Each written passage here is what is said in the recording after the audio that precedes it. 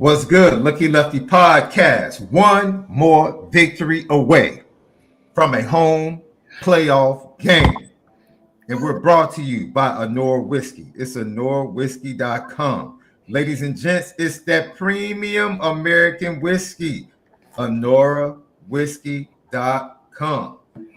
And if you don't drink, make sure you do it responsibly. You gotta do it responsibly. Let's go!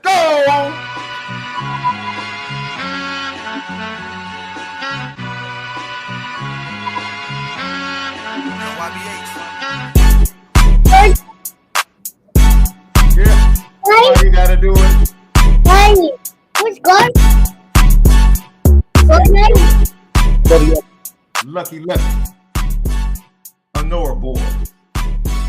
MALIK, ZAIRE, SHAUN Davis.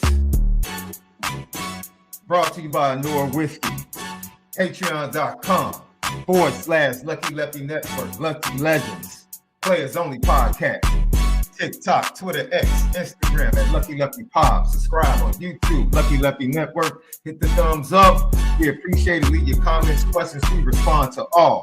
Audio edibles each and every day. Apple Podcasts, Spotify. Home of the misguided passion. You already know we're committed to making sure that we spin it. Damn. Let it rock out.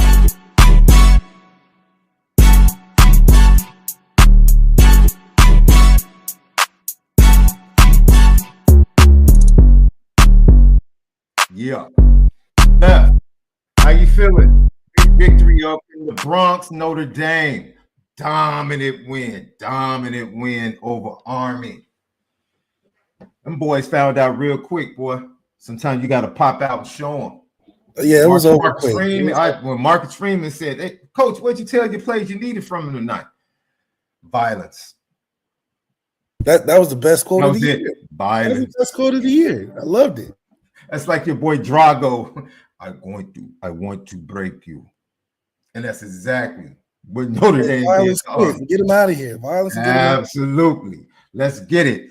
Get your GTP questions in. Get your screen poppers in the chat. Screen poppers of the game. Get your super chats in. We'll get to them immediately. We appreciate you. We know you guys enjoyed that victory on Saturday night. And as always, after victory, MALIK gives us his post-snap read. And it's brought to you by ONORA Whiskey Left. We were adamant last week that this was the big stage for the offense to show up against an opponent that was ranked second in the nation defensively. They were supposed to be this front seven that shuts down the run, and 270 plus yards later on the ground. Somebody got to do it. Somebody got to do it. And that was Jeremiah Love. Oh, we was on them like white on rice. I mean, it was bad. It was they couldn't do anything. And then when they kept trying to do little passes and nothing was open, I'm like, yeah, we got the game plan figured out. So what was the moment? What do you think? I have my moment. What do you think was the moment the Army realized, like, yeah, this when we were just up and down the field offensively, like they couldn't stop us, and when they scored in that 11-play drive, I'm like, they can't keep that up. And every time they got on offense, and I'm talking about 3 or 4 hats to the tackle. It wasn't like it wasn't no one-on-one situation. It was like we were rallying, we was getting off the ball. When we blocked the punt, I said, okay, it's over. It's too much. We scored 2. I'm sorry, it was actually after the first play when I saw us get them off the line so far, and Jeremiah went straight up the gut, and it was nobody within 5 yards. I said, "Oh, okay, they're not ready in the trenches." O-line showed out, made it a good day. Now we did get a little greedy and monotonous. Just we tried to disrespect them. No, we tried to out-arm Army just straight up the middle 5-6 times in a row. Straight to muffle. We tried to straight muffle. I was like, okay, let's muffle. That's Denbrock trying to be like. That's that Denbrock ego coming out. Like, nope. It was the ego. I'm not calling a pass. Nope. I'm not calling a pass. We're going to run right in the 1 hole, in the 2 hole, and call it a day. And Army bowled back after getting demolished the whole way down the field. I was like, okay, after they got that fourth down, I said, all right, let's be us. We can outdo them on whatever they got going on. Let's be us. And we start opening that thing up. It was over before you knew it. And I think they knew that. And the fake Tim Tebow that he tried to rally, he tried to do all he could, but it took me a while to catch on to your tweets. I was like, who is he talking about, man? Like fake Tim Tebow. I'm like, what? He had a long day. It wasn't just one guy tackling him. Which no, I think the moment for him, he did they ran an option to the left, and he's so used to having a corner, and he looked up, and it was like three linebackers. Three linebackers. Oh, yeah. He was like, oh. Guys was meeting him all night. They pitch it out, and the little fast 21 would try to run to something. He knocked him out of bounds. Al Golden had the perfect. I'm sure teams will be. How many carries did he have? 39 on the night? That's dumb. That man ran the ball 39 times, bro. Yeah, and it's just quick 1, 3, 4, 5 yard runs, but it was tough. It was tough every time. It wasn't like he was just running scot-free. He was getting tagged every single time, and I know that got our linebackers hyped. Jack Kaiser was on the bench laughing towards the end. He was like, man, we was on them. I mean, Don Shula was coming down, busting up blocks, and we was hey, that's probably the most aggressive I've seen us ever be on an Army and Navy team. It was just nothing they could do. And then special teams, we came out there, blocked it. Bryce Young got a block punt, and it was just over after that. Then it became the Jeremiah Love show. I mean, he's nothing short of amazing, and he's proving it.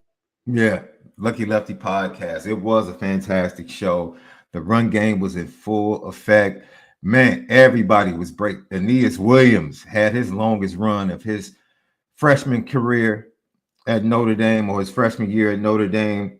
Told you Aeneas Williams gonna pop out. He had a little scamper. He got to increase his separation speed towards the end, but he got there. Well, that's he hasn't had that full off season yet. You know what I'm saying? But once again, another game for everybody that wants to give Lauren Landau a bunch of crap for the injuries. Once again, Notre Dame is standing up, just looking at players on the other squad sprawled out for 4 quarters. Physically sprawled out. Injury timeout. We got another injury timeout. Yo, Lauren Landau has this team ready to be violent, play physical. Marcus Freeman. And if it wasn't for those missed field goals, I think he would have had a better halftime speech on what he really liked. He was like, yeah, it was good, but man, we was missing them kicks and got it. One of them blocked or something. It was just atrocious. Man, GTB question for my guy T. Smith. We appreciate you, my dude. Thank you for tapping in. Jalen Sneed was smacking the blockers all night. Jalen Sneed has his best 2 games were against Army and Navy, possibly. Teams that had to beat him in the hole. He didn't have to do a lot of thinking. He just had to fire his gap, do his responsibility, and nobody can mess with him when he's on point in the heat-seeking missile. Yeah, Brian Hatton says, GTB left. How hard did you pray for Oklahoma? That's funny. Look, Oklahoma was doing their job. Look, I told you it's going to be tough. It wasn't going to be no easy out. And Jalen Milroe just it's hard, man. Hard to be consistent and be hyped as the best quarterback in the class. He's trash, dude. He's trash to me. Let me tell you the moment. Real bad. Let me tell you the moment he became trash to me. When he threw that interception, that pick 6, and tried to trip that young man. It tried to trip that young man on the side. When he went down the sideline? No, you're trash. I said, you're trash, bro. I can't do that. And then ran to the sideline and did this. I'm like, come on, man. That was like it felt like he was back-to-back pick 6s. Yeah. It was ugly. It was crazy. He threw that one. The first one, I think, was to Peyton Bowen's little brother, Eli. Yeah. Whoever that flat defender was getting underneath them throws on the hitch routes, and it was over with. It was a terrible block by the Alabama wide receiver on that play as well. Absolutely horrendous. I don't know what he was thinking about. I have no clue. But what else you got for your post-snap read, Left? The offense, what did you like early on? How they approached this game? I need Riley Leonard to stay on the ground, though. Riley Leonard jumping 3 yards from the end zone. Whenever we try to force him, it just looks ugly, and then we figure it out and just give him a nice little easy just a nice little easy outside run to a running back, and we put in the end zone. Anytime we force Riley Leonard down there and it doesn't work, it just looks. And I think at this point, man, well, to be honest, I think they're keeping a lot in the bag. I do think when they get to the playoffs, if they get this victory against USC, I do think they will have a pop pass off of that action. I think they're saving it. I think Notre Dame is going to have a pop pass or a tight end in the flat, coming off of that action with the lead, quarterback lead and quarterback power. They have to, because everyone is basically just funneling and pinching to the inside. If they can just go ahead and work off of that to the interior or play action, more than likely they're going to be having a great opportunity to go ahead and pop some things in the pass off of that action coming into the playoffs. Yeah, and I like the – I mean, it's just so funny. As well as Riley threw the football, it was still 150 yards. It wasn't like it was – That's all they need. That's all. We keep asking for something that is unattainable. It's unattainable. I really think it's unattainable. I'm just happy with Caleb having a good game. I'm not going to ask for a good game and a win. That's unattainable. Unattainable. It's unattainable. I'll take the L's as long as Caleb can play good. I understand as a fan. As a Notre Dame fan, as long as he gets 200 yards total, 200, 250 total offense. That's all good. It's because, I mean, it was good. I thought we would have at least crossed 210 or something. No matter. Well, he didn't play a full quarter almost. A full quarter, but still, even on the I thought he was throwing it well. Timing was there. Just everything. He missed. What did he miss? He missed the great house. He missed the touchdown, easy touchdown. Yeah, overshot. But everything was anything really egregious? I don't remember anything being egregious that Riley did. I thought Riley had a really good game. Yeah. I mean, for what we asked him to do, I mean, he was just throwing little hitches all over the place, nothing too deep, nothing too far. And I mean, he moved the sticks. Yeah. And if we can throw for 150 and score 49 points in a game, and him not play a full quarter, speaks volumes about why I said this is not about the quarterback this year. How many quarterbacks in the top 10 can throw for 150 and hit that point total against a ranked team in the country? It's not too many, if any at all. Yeah. So, yeah, that's our special quality. Yeah, you can rag on us not having – it's different. Will Howard can't have 150 and then win the game by 28-plus points. It won't happen. Will Howard has to have 250-plus in order for them to eat. Will Howard was talking that talk Saturday. He was talking that talk. I was like, IU who gave up the game because of two special team plays, a punt return and a muff punt. I mean, literally, that's what broke the game. I said after those two plays, I said, "Oh, this game's over. IU don't want to win. IU don't want to win." Because when they didn't do that, they were running the ball, they was getting first downs, they was doing what they wanted to, and then they started giving the game away to Ohio State, giving up a bunch of crazy sacks. Like IU didn't take advantage of their moment, but it just showed how far it is between where they were ranked, where we should be ranked, and where Ohio State was ranked. It was like UConn and Notre Dame in 2012, 2013, where UConn was just so much better than us, and we was number 2 or 3 team in the country. There was just a gap between 1 and 2, and then everybody else. Yep. I'm telling you, man, it was one of those nights where the Notre Dame offense, they did what they had to do. They really did. That offensive line, A-plus performance. A-plus performance from the offensive line. I think their D-line was undersized. I don't think they had any 280 to 300-pounders because the way we was moving them off the ball, I mean, guys was hitting the second level, carrying the football before anybody. I mean, it was one of those games where it's like, we made them look like they shouldn't have been 9-1, or the talent gap is just so different. Or there's levels to being a one-loss team or a no-loss team. There's levels to it. Yeah. Right. And as much as teams, and we got to address, as much as teams talk about we didn't play anybody, IU was ranked 5th and played nobody the entire season. So I don't want to hear them talk about Notre Dame didn't play anybody. IU didn't play nobody. Bro, I'll double down again. I would love to see the Hoosiers play my Illini. Oh, I would absolutely love it. I would love it. Let's get it. Let's get it. Because I wouldn't be scared. I can tell you that. I wouldn't be scared. I do So like. you said that Orlando would take the challenge? Oh, we might have. It would be close. You see, Michigan kept it close. I know we could keep it close. Heck, we kept it close against Penn State.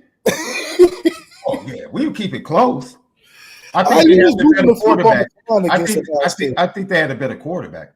I think IU has a better quarterback. Yeah, Rourke's nice. They wasn't protecting him. I mean, I think, and I really do believe 5 receivers couldn't get any separation though. None. But I do believe that the stadium and them playing at Ohio State played a factor more so than anything else. That's football. You play on the road. Oh, that's football. Okay. That's football.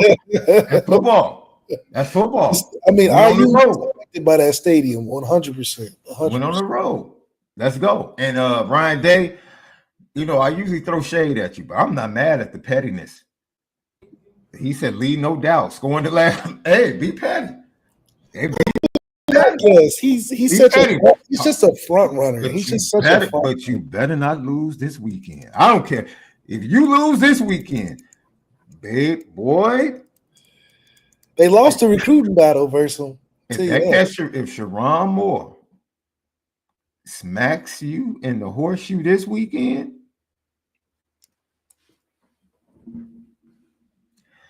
you don't want to show up for Lucky Lefty next Monday.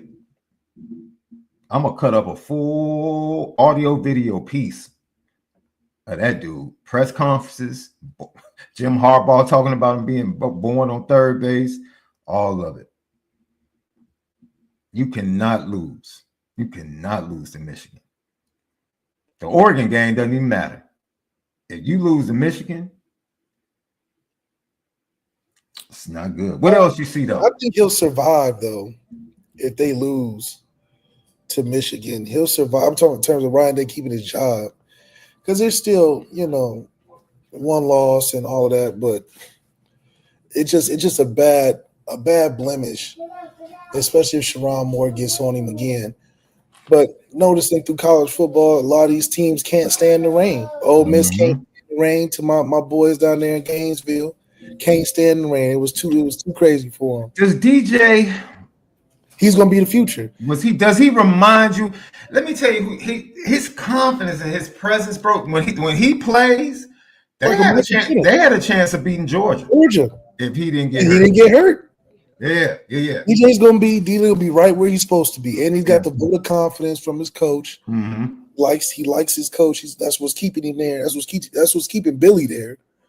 Is that DJ wants him there? Yeah. And so he's gonna be fine. He's gonna be the future of the SEC when all these older guys get shipped out. This is gonna be him and Nico, Ima Valita. I mean, SEC is gonna be stacked from young quarterback play, but DJ is gonna be leading that group. And I think him and Nico is going to be, battle for the future. Shout out to Florida. And, a lot of what Florida was going through, they had a lot of games. Most games were within reach. They wasn't just getting smoked the whole time. They had a lot of games where they could have won, but they were still young in certain areas. But they're going to be way better than they were last year, even though the schedule is going to be tough again. They got another tough schedule, but DJ is the man to get it done. You look over to Texas A&M. I told you Auburn's no joke. Auburn got to put on Bama too. So I'm just saying, like Auburn like to spoil things too. So it's between it's a difference. It's a difference between spoiling something and not being. Auburn is trash, bro. Auburn lost to Cal. They're trash, bro. Cal almost beat Miami. We would have been talking about that. I think Miami's trash. So I mean, what's your point? And then you go over to Kansas. Kansas done ruined Colorado. Colorado definitely was looking ahead. Because I'm watching them play. No, stop that. They couldn't do You're not being honest. You're not being honest. Every team that has lined up and tried to physically push them around has been successful. Kansas State did the same thing. You get a good running back, you can dominate them. Kansas didn't even want to throw the ball. They were like, for what? They really did. Him and Jalen Daniels just spinning and getting extra yards. And that linebacker, though, that was one of the dirtiest hits I've ever seen. Somebody should have got a penalty. Somebody on that offensive line should have got a penalty. I mean, that was ridiculous. The clearest of day. And then they pick up the flag? That man, it It was was some bad. Hey, one of the worst calls, non-calls ever. and that call on Jack Kaiser on 4th down, absolutely ridiculous. The fact you could throw a flag for roughing the pass on that, stop, man. It felt bad. Stop. It felt bad. Like, what are we doing? Stop. The game has gotten so soft, man. The game has gotten so soft. That was literally one of the dirtiest plays though on Shedeur I probably seen. It was so blatant. Because first of all, he unthrew the football. You're still running full speed, and then the way you hit him at his knees, bro. Yeah, like what kind of even I don't understand the explanation for what that could have been.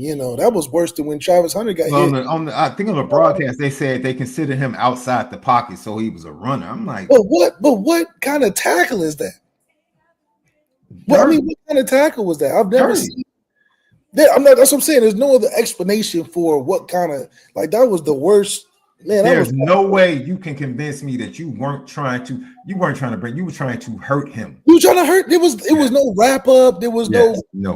Because Shedeur's not fast. It's not like he had to do that because he couldn't get to him. Shedeur gave himself up. He wasn't running fast to begin with.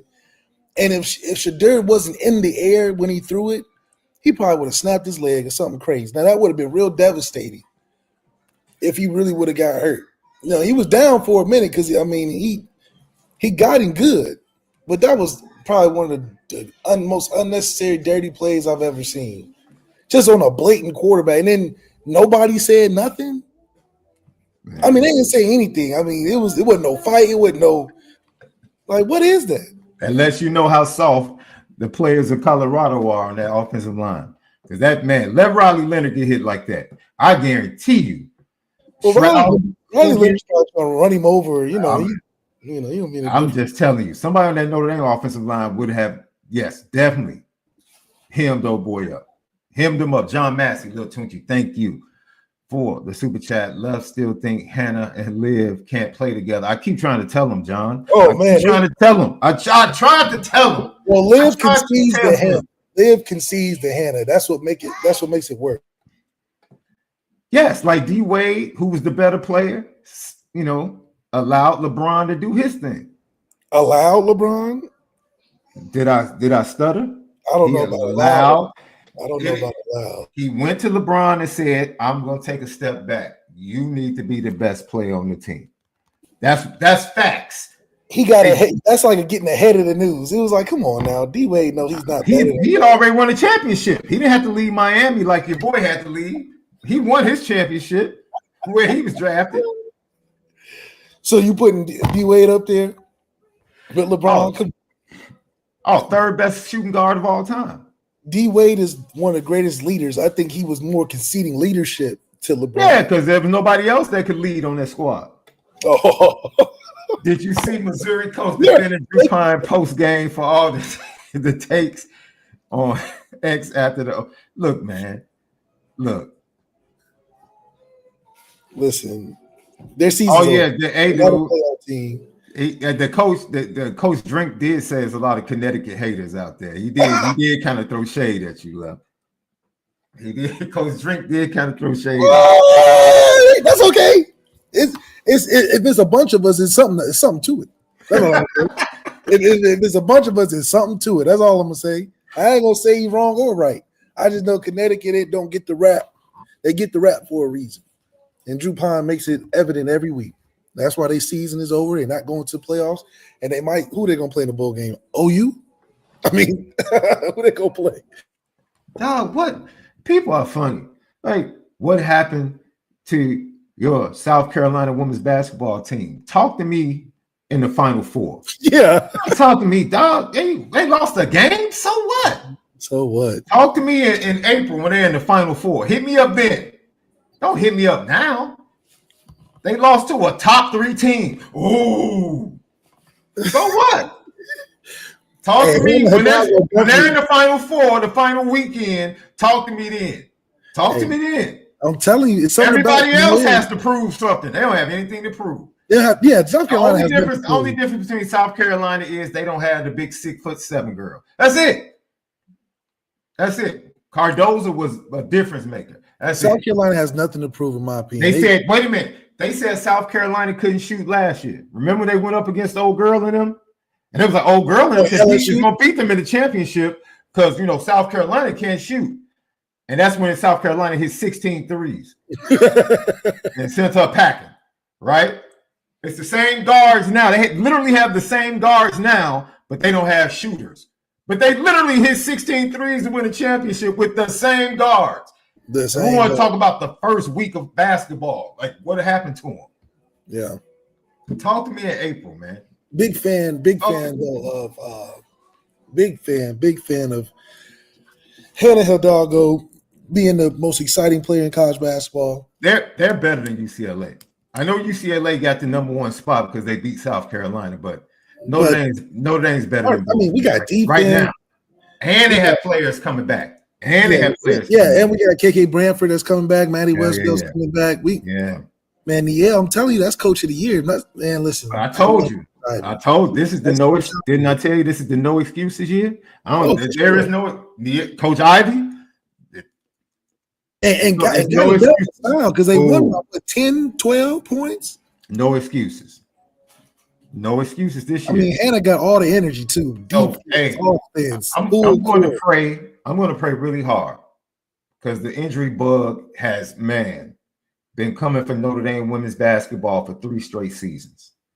So I'm going to chill because I'm excited about the prospects of this team, but I just need them to be healthy, especially the 3 guards. Sonia, Hannah, Olivia, they have to be healthy. They have to be healthy. If they're healthy, they'll be fine. They'll be fine. They'll be in the Final Four. They get the Van Leaf girl in TCU next, right? I think that's who they play. Haley Van Leaf and TCU. She's not a marquee player. Like we've learned that when she was at LSU playing absolutely terrible. She's probably the 4th, 5th best option with Flaw J, Angel Reese, and that one freshman. They had the true freshman, the Williams girl, last year, who actually was the best player on the team. She was better than Flo J. Really? Thought so? Yeah, she's nice though. She's nice. She's really nice. She's really nice. Screen poppers, love. Give me your screen poppers of the game before we get to Marcus Freeman. The whole defense, obviously Jeremiah Love. I mean, we did what we wanted to against this team. I really felt bad that for all the people that thought this would be a game, thought this would be competitive or whatever they were thinking, this was an easy dub, easy win.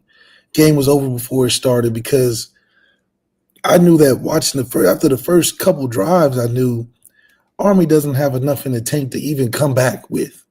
Like once we get them down 2 scores, they can't just jump into another offensive set and dominate down the field. It was every pass was white on rice. It was locked down. Christian Gray, catch the ball. How many times we got to see you drop a nice coverage pick and it just goes right through the breadbasket? It's not like it's, you got to overextend yourself with one arm. It hit both your hands, Christian Gray. I'm about sick of watching you drop these picks. Hey, man, I'm actually going to hit up Mama Gray.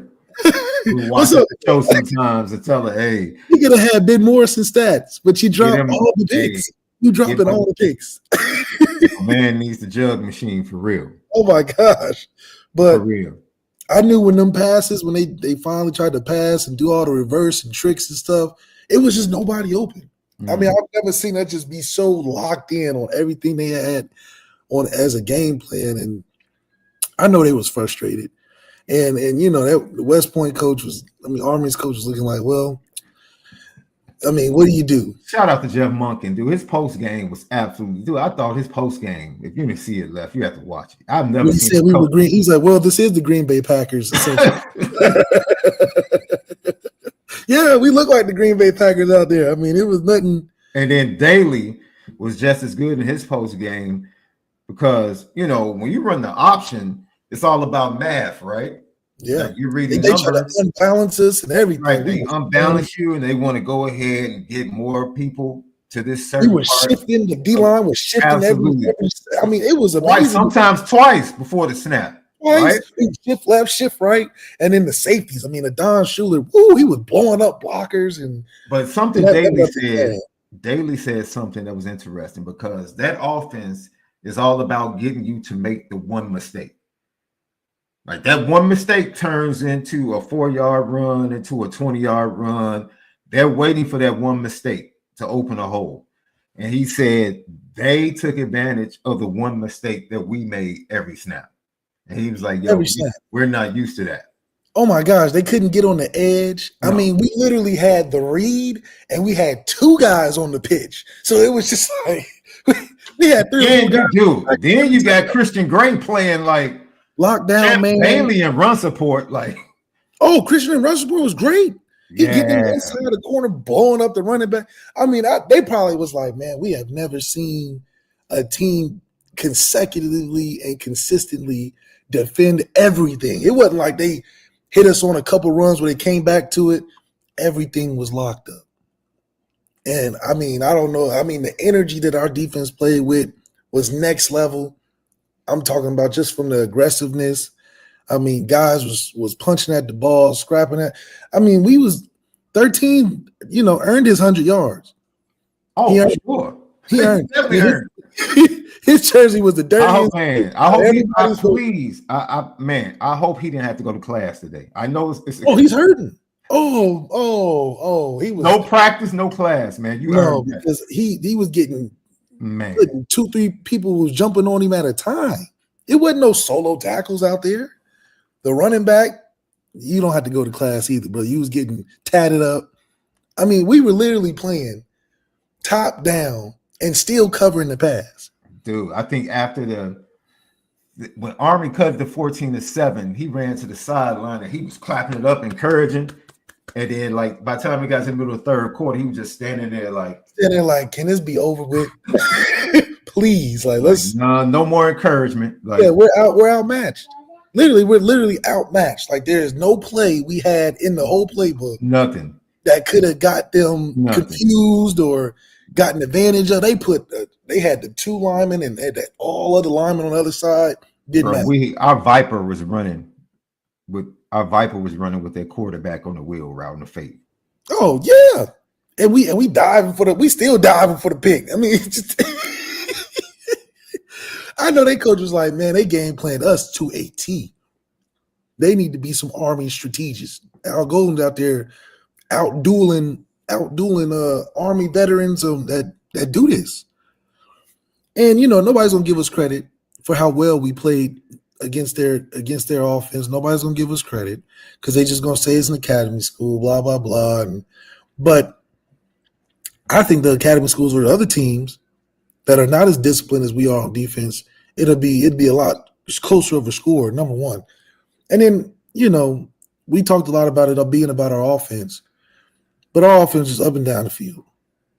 Not that we played necessarily the best we've ever played, but everything was open. I mean, Riley looked comfortable. The running game was always there. We were just doing things just to be like, we're better than you. We're just going to run it up the middle 8 times in a row. Forget trying to out scheme them and do creative things. We're just going to run it up the middle and see how far that gets us. Man.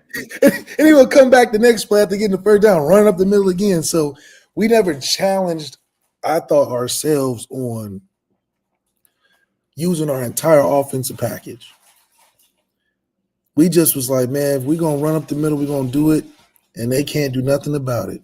And then if we want to pass it just to say we passed it, we'll throw a couple hitches out there. We're not going to do a bunch of progressions. We'll throw a couple hitches. Let us get some run out the catch just to move the chains. Then we're going to go back to running that football. Watching the UCLA game, USC stands no chance either. I don't care if they won. People are scared. Like, Notre Dame fans are really like, I don't know. We got to – look, Notre Dame's not about to beat USC by 40, 30. We'll beat them by 28. Ladies and gentlemen, we'll get to the game later in the week. If Notre Dame plays a B game, they're going to beat the crap out of USC. I said a B game. I didn't even ask for the A game. Notre Dame can play a B game, and they're going to beat the crap out of USC. the crap out of them. Going to beat the crap out of Their them. best receiver is Mekhi Lemon, who played at Los Alamitos with that new quarterback is He's not ready. man. He's not ready. Especially in the passing game.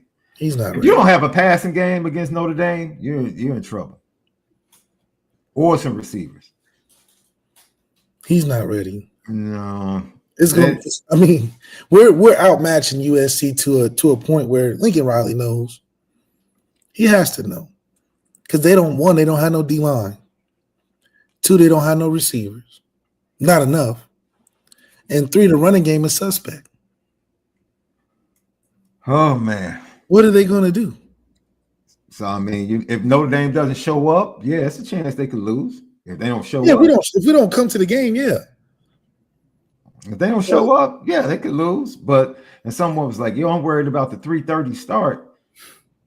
I'm like,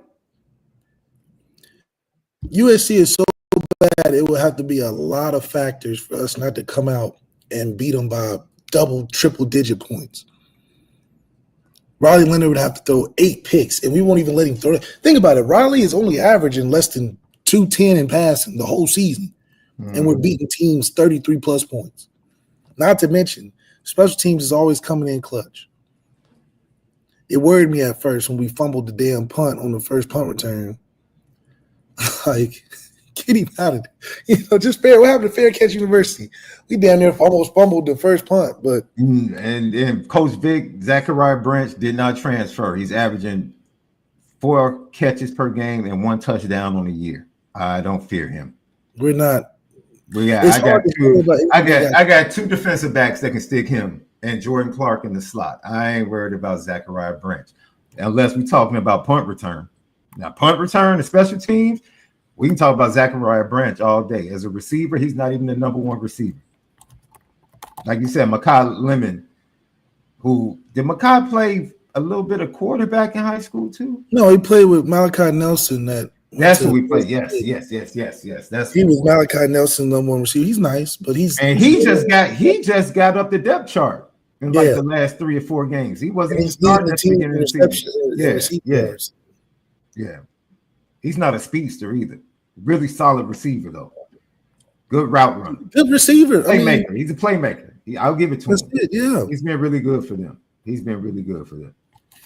So yeah, I mean, once again, man. Like you talk about the receivers, their receivers didn't do much against the likes of Minnesota, UCLA. Minnesota. Penn State is the most fraudulent team. I wish they lost to Minnesota because I heard all this chatter about Penn State, this Penn State. Oh, you wish Penn State lost to Minnesota? Yeah, because I mean that was a tight game. That gives you a good, in my opinion, that's a good litmus test because Penn State almost lost to Minnesota. Minnesota beat USC. And USC almost beat Penn State, which lets me know that all 3 of those teams are pretty much in the same category. Separated by just a little. They're all in the same category. One just happens to have 1 loss and might be a little bit more fraudulent in that record. None of those teams are close to Notre Dame, in my opinion. None of them. So if we played Minnesota, we would beat them by double digits. I think if we play Penn State, we beat them by double digits.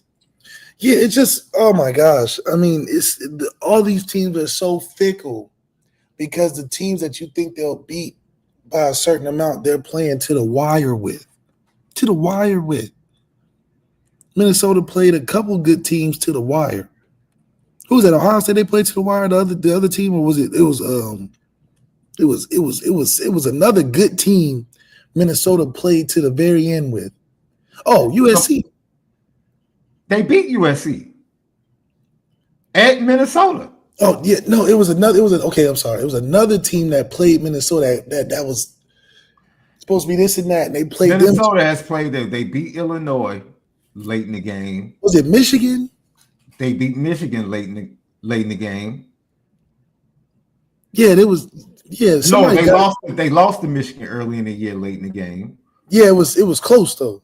Yes, it was they played close games all year. Minnesota. Yeah. So it's like, man, the Big Ten, I'm really not worried about none of them. And I want Ohio State. The way Ohio State played against IU and the way they gave up the run game.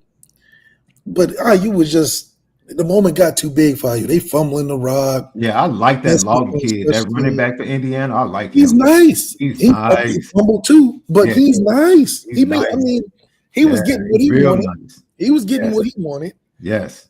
IU just forgot how to block on pass protection, so they was sacking him out of the offensive line.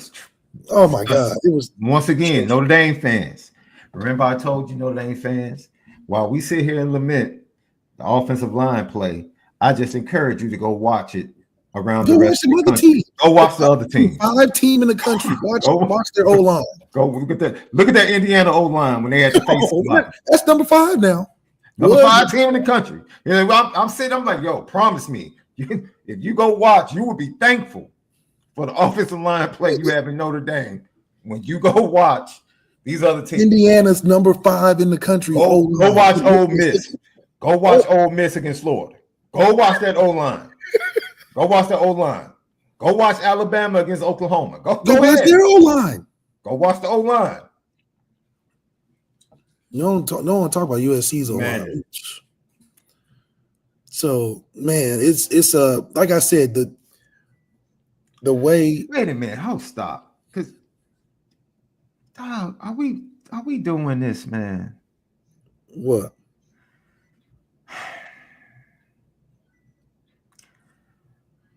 Are we really doing this JuJu is overrated stuff? Oh my goodness. We just had something for it. That's all. JuJu is the best individual basketball player in all of women's college basketball. Hannah's just more exciting. And it's not close. Hannah's just more. If Hannah was 6 foot, JuJu's like 6 foot. And if you project to the WNBA, she is the number one pick, and it's not even close. Not even close. Hannah still would go what is she overrated? What are we talking about? JuJu's not overrated. No. That was only one person being talked about last year in women's college basketball. JuJu. Besides the girl that was taking Cardoza and all of them. Besides Caitlin Clark. And that was JuJu. Yeah. Is she overrated? That's what I'm saying. Like one game. What happened to South Carolina? We're talking about one game. One game. We just had something for him. That's what we just had something for him. You know, Niel done schemed up that defense the right way. Sonia, what's her last name? Critterson, whatever her last name is.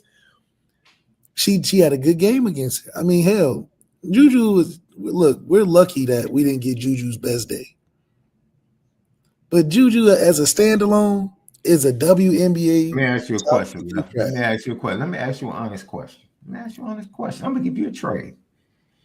And I already know how you're gonna answer this because you bleed green. I already know how you're gonna answer this. You bleed green. So I'll answer it for you. I'll answer it for you. I would trade JuJu for anybody on Notre Dame's roster. You give me JuJu, I give you anybody off Notre Dame's roster. Because she's 6'2" and can score and do whatever she does. What are we? You would trade her for Hannah? Yes. In a heartbeat. Yes. If I still have Olivia and Sonia, yes. I would trade her in a heartbeat. Yes. Hannah's just too small, man. But she's an exciting player. The most exciting. I think she's more exciting than JuJu. But JuJu is the ideal basketball player that you want.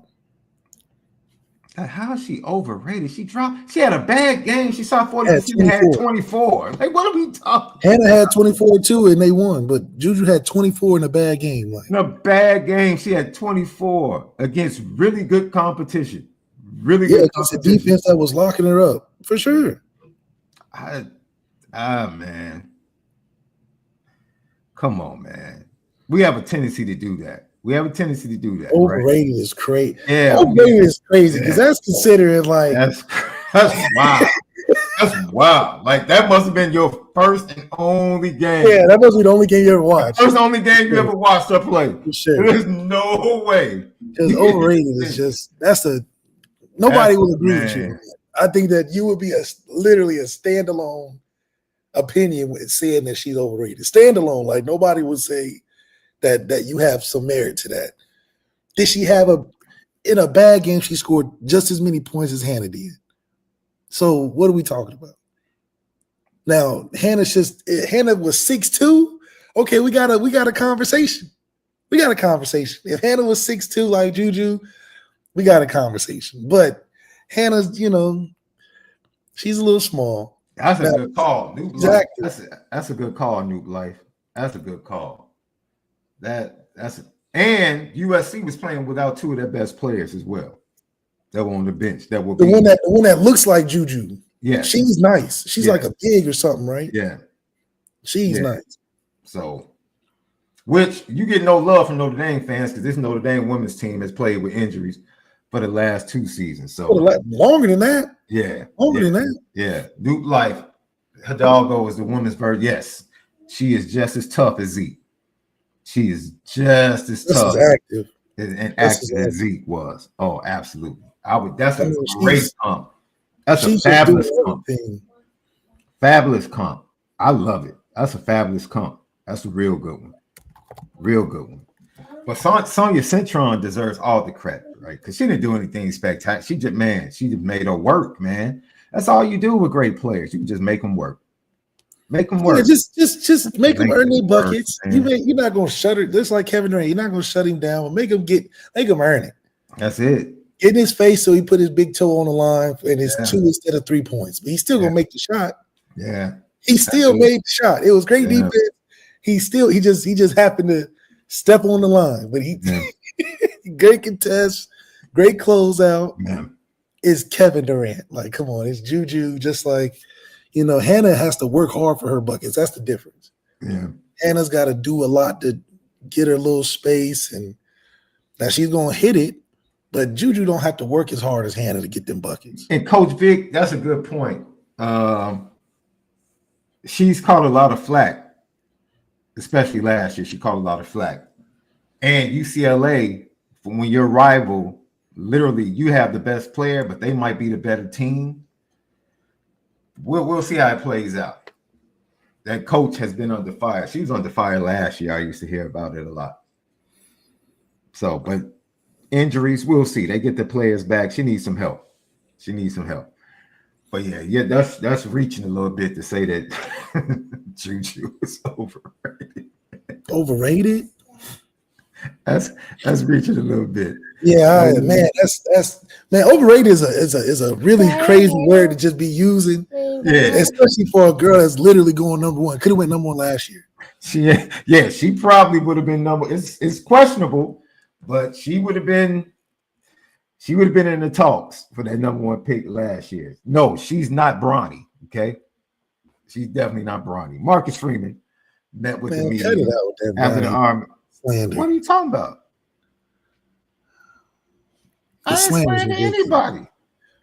The Bronny slander is. She's a better ball player than Bronny. That's all. Is she not? What does Bronny got to do with this? For what she does, she is a better college ball player than Bronny. Is she not? I don't understand where Bronny had to be included in it. Because Bronny was very much overrated. Oh, my God. Based upon what he did in college. Was he not? You can't even have an honest conversation about how are you overrated at the last pick of the draft? You can't be overrated as last. I said as a college basketball. This is where you get. He didn't even start. He didn't even start. That's my point. How he didn't start. She's a better college player than he was. You're proof. That's my point. But he has no. He's not in the same conversation with a JuJu. Yes, I agree. That's my point. He's not even in the same conversation. Thank you for proving my point, love. Thank you. That's what I was saying. Yes. You don't have to have a conversation about her. You would say like a Anthony Bennett, who was also a number one pick. Bronny's not a number one pick. Anthony Bennett was a beast in college, bro. Anthony Bennett was a better college basketball player than Bronny. What are we talking about? You compare the number one pick to a guy that was picked as the last pick of the draft. I said a better college player. A starter compared to a non-starter. The fact that he's a non-starter proves my point. They had a great team. Marcus Isaiah Freeman. Collier. Never know how this game's going to go. We knew we were preparing for a really good opponent. And the preparation this week was really good. It was really good. And, the challenge of beating that team in the turnover margin, who's top 3 or whatever in the country, to be able to get that done, I really think had an impact on the game. It really did, and guys battled, right? They played well versus a really good team, and they battled. And so we're going to enjoy this victory. We'll get back, we'll watch it and evaluate it and move forward. But a really good performance, both offensively and defensively. Really proud of the way they prepared and performed. So, yeah, I agree with you, Coach. It was definitely a prepared team. I mean, you talk about acing the test. We aced it with flying colors. So it was just hard to imagine. Like I said, the halftime speech was only dimmed because we looked atrocious on the field goal attempts. But other than that, Marcus Freeman was about to be like, yeah, we came out here, did our thing. First of all, Ice Cube's league is about players that are older, so we not even – it's another uncomparable comparison, whatever. Like, let the man develop. Think about it. Scottie Pippen's son is balling for Memphis. Balling. Wait a minute. But he was a better college player than Bronny. He went to Vanderbilt. And he balled at Vanderbilt. Yes. Bronny did not ball at USC. John Massey, thank you for the Scottie Pippen stayed 3 years. Is left familiar with RDC World 1 YouTube? Yes, I am familiar. It's great. You see how he did that Kendrick skit? Dude, he is hilarious, bro. Was that the one when he had everybody in the room? He was impersonating Kendrick, like talking to himself, and then he on some like manic stuff, and then. Okay, I had the wrong one because it's someone that was like in the room with like Jay. He was talking to J. Cole, Drake. I think they churn out so many. The internet is fat, dude. The internet is undefeated, bro. It's getting scary. You can't do nothing with the internet, man. It's undefeated. Yeah, it is. It is. Lucky Lefty podcast. So then Coach Freeman, he also went on to talk about the offense and the defense, but we'll hear from him talking about his offense and the offensive line and how they performed against the Black Knights.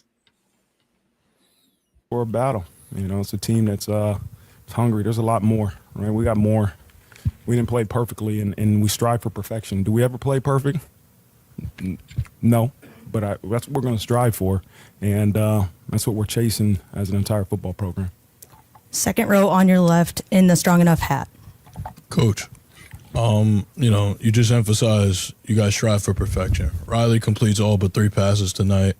More of the story. He completes about 3, other than 3 passes tonight. He completed the ball at 8 different receivers tonight. That being said, that confidence and just what's that showing the offense late in the season, and just how important is that move? Yeah, it's important. We were moving the ball. I don't know how many total yards we had offensively, 462. That's a reflection of that. There's a lot of confidence, right? And the confidence is developed in the preparation, right? The preparation for what they're going to see, but also the preparation in terms of understanding what we're doing on the offensive side of the ball. But I have a lot of confidence in our offensive staff, our offensive coordinator, our quarterback, and they're playing with that confidence too.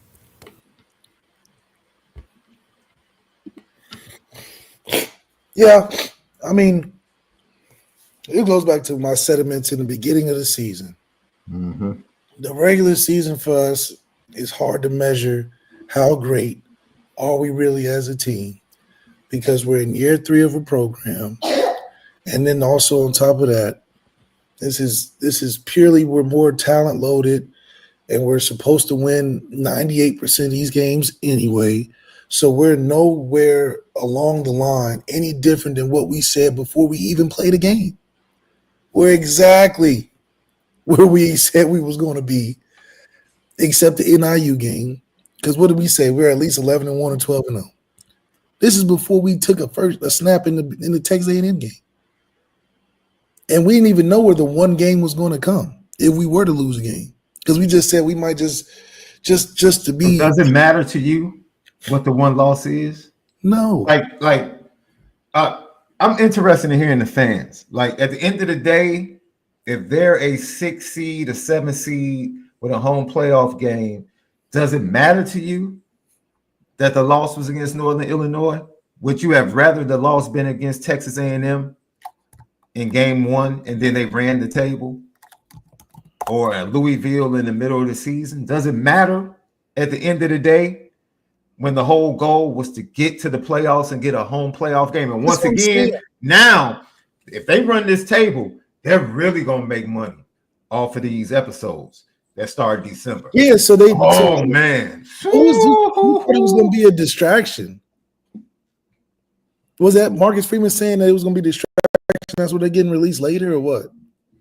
No, I don't remember Coach saying that. I just think creatively, I think they anticipated getting to the playoffs. Right. They anticipated that. So they wanted to take advantage of the time off during the playoffs leading up to that game. That to lock in, give you the first couple of episodes, and then give you the full season. Like yes, and then cover the playoff. Yes, I think they chose the right route. They really did. Northern Illinois tried to upset the apple cart. They tried.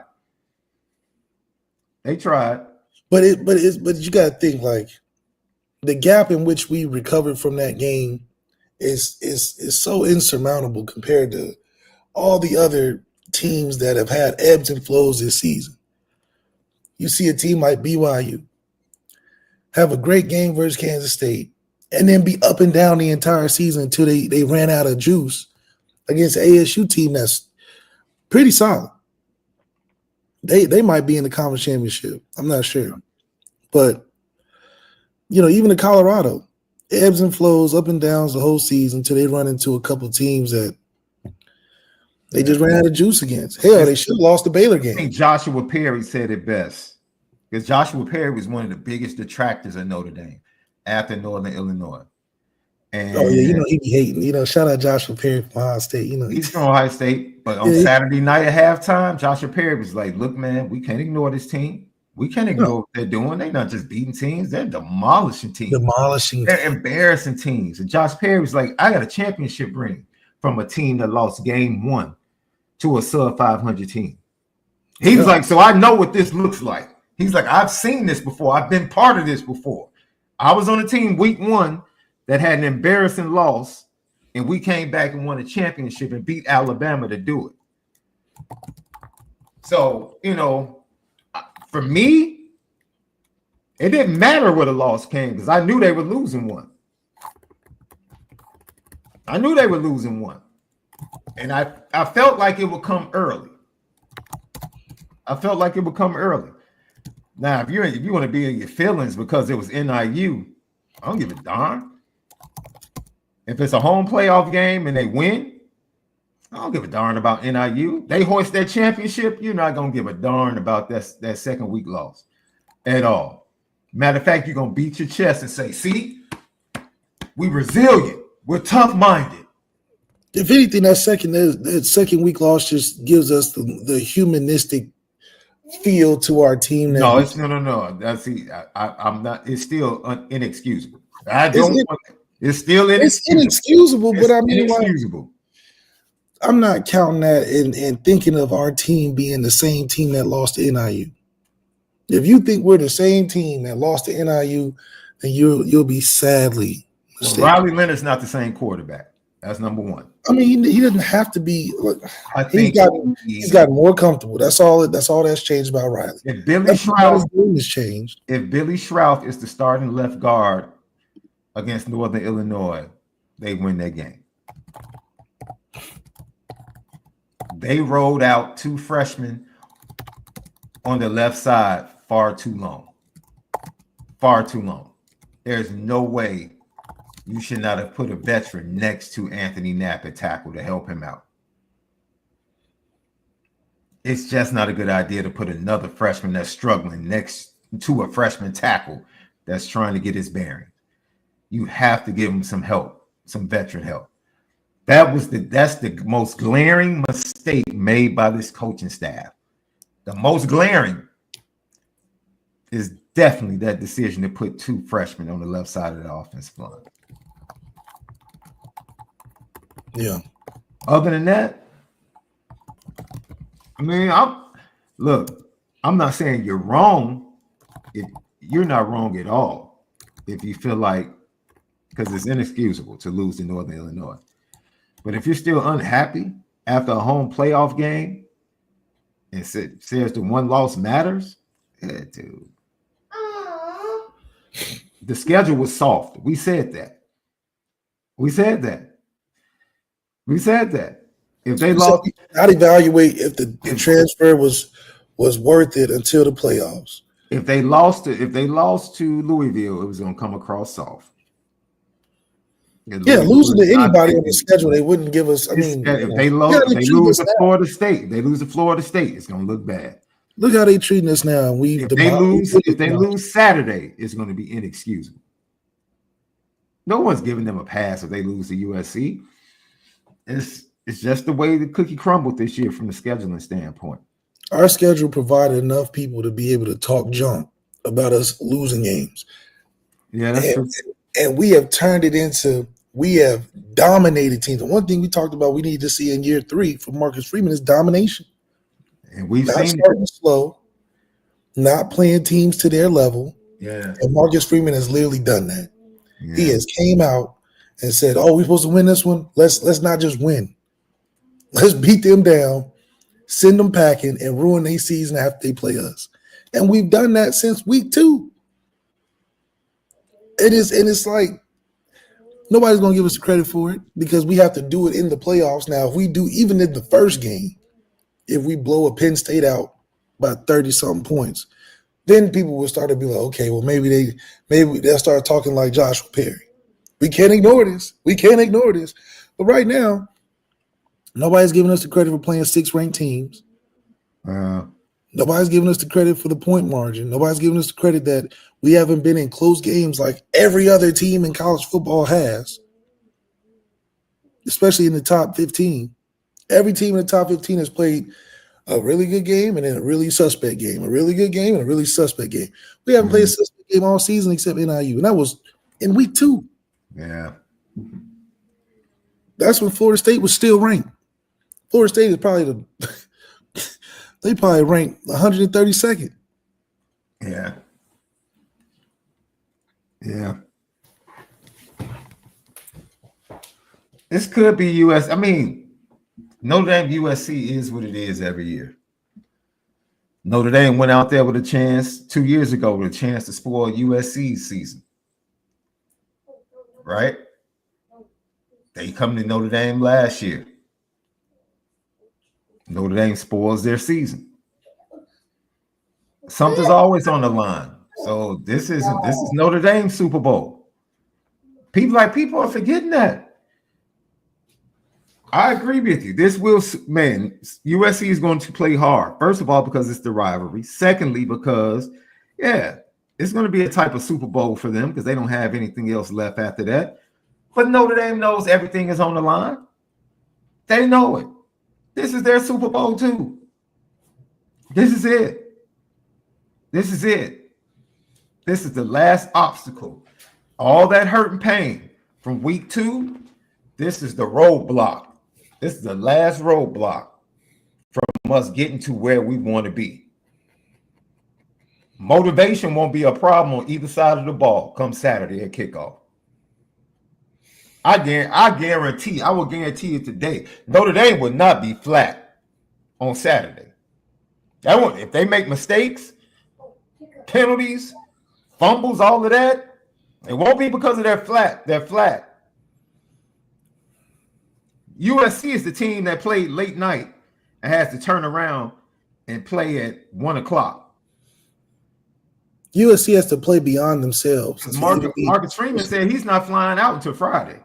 He's like, no, we flying out Friday. Business trip. We flying out Friday. We coming back Saturday night. Right after the game, yeah. Man.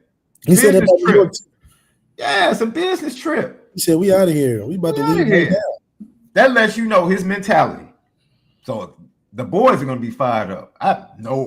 Not worried about this team. We flying right to a good night's sleep, waking up early. That's it. Land, hotel, get up, breakfast, to the CM. Yes, to the CM. We used to go what? 3 days before with Kelly and right hang out and walk around a little bit. Nah. Nope. Which is right, because we're excited to prove ourselves. Same thing because they had a 3 o'clock. It was a 3:30 kick at Stanford last year. Yeah. So they flew out on Friday. They had the 3:30 kick for Stanford, and they came out and beat the brakes off Stanford. And we're just playing so well defensively. I think it's just an intimidating factor for other teams coming in, because as much as they want to talk about our non-elite performance by our quarterback, you can't do nothing with this defense right now. Is it elite for him? See, Love, he doesn't need to be great. He just needs he needs to be great, play great for him. I don't need him to be great. I don't need him to be Cam Ward. I don't need him to be Shador. No. I need him to be the best Riley Leonard he can be. That's it. He can be. If we get the best Riley Leonard, I had this conversation earlier today. Once the dust settles on the playoffs, Riley Leonard might be a top 5 quarterback in the playoffs. Out of all the 12 teams, yeah, still he might be one of the top 5 quarterbacks in the playoffs. Still. That's the irony of it. Because who else? You're gonna take Cam over him? Dylan Gabriel. That's 2. I mean, you don't like Will Howard. Over him. You don't like Will Howard. The kid from SMU, I like Jennings. I do. I like He's him. nice. He's nice. talented.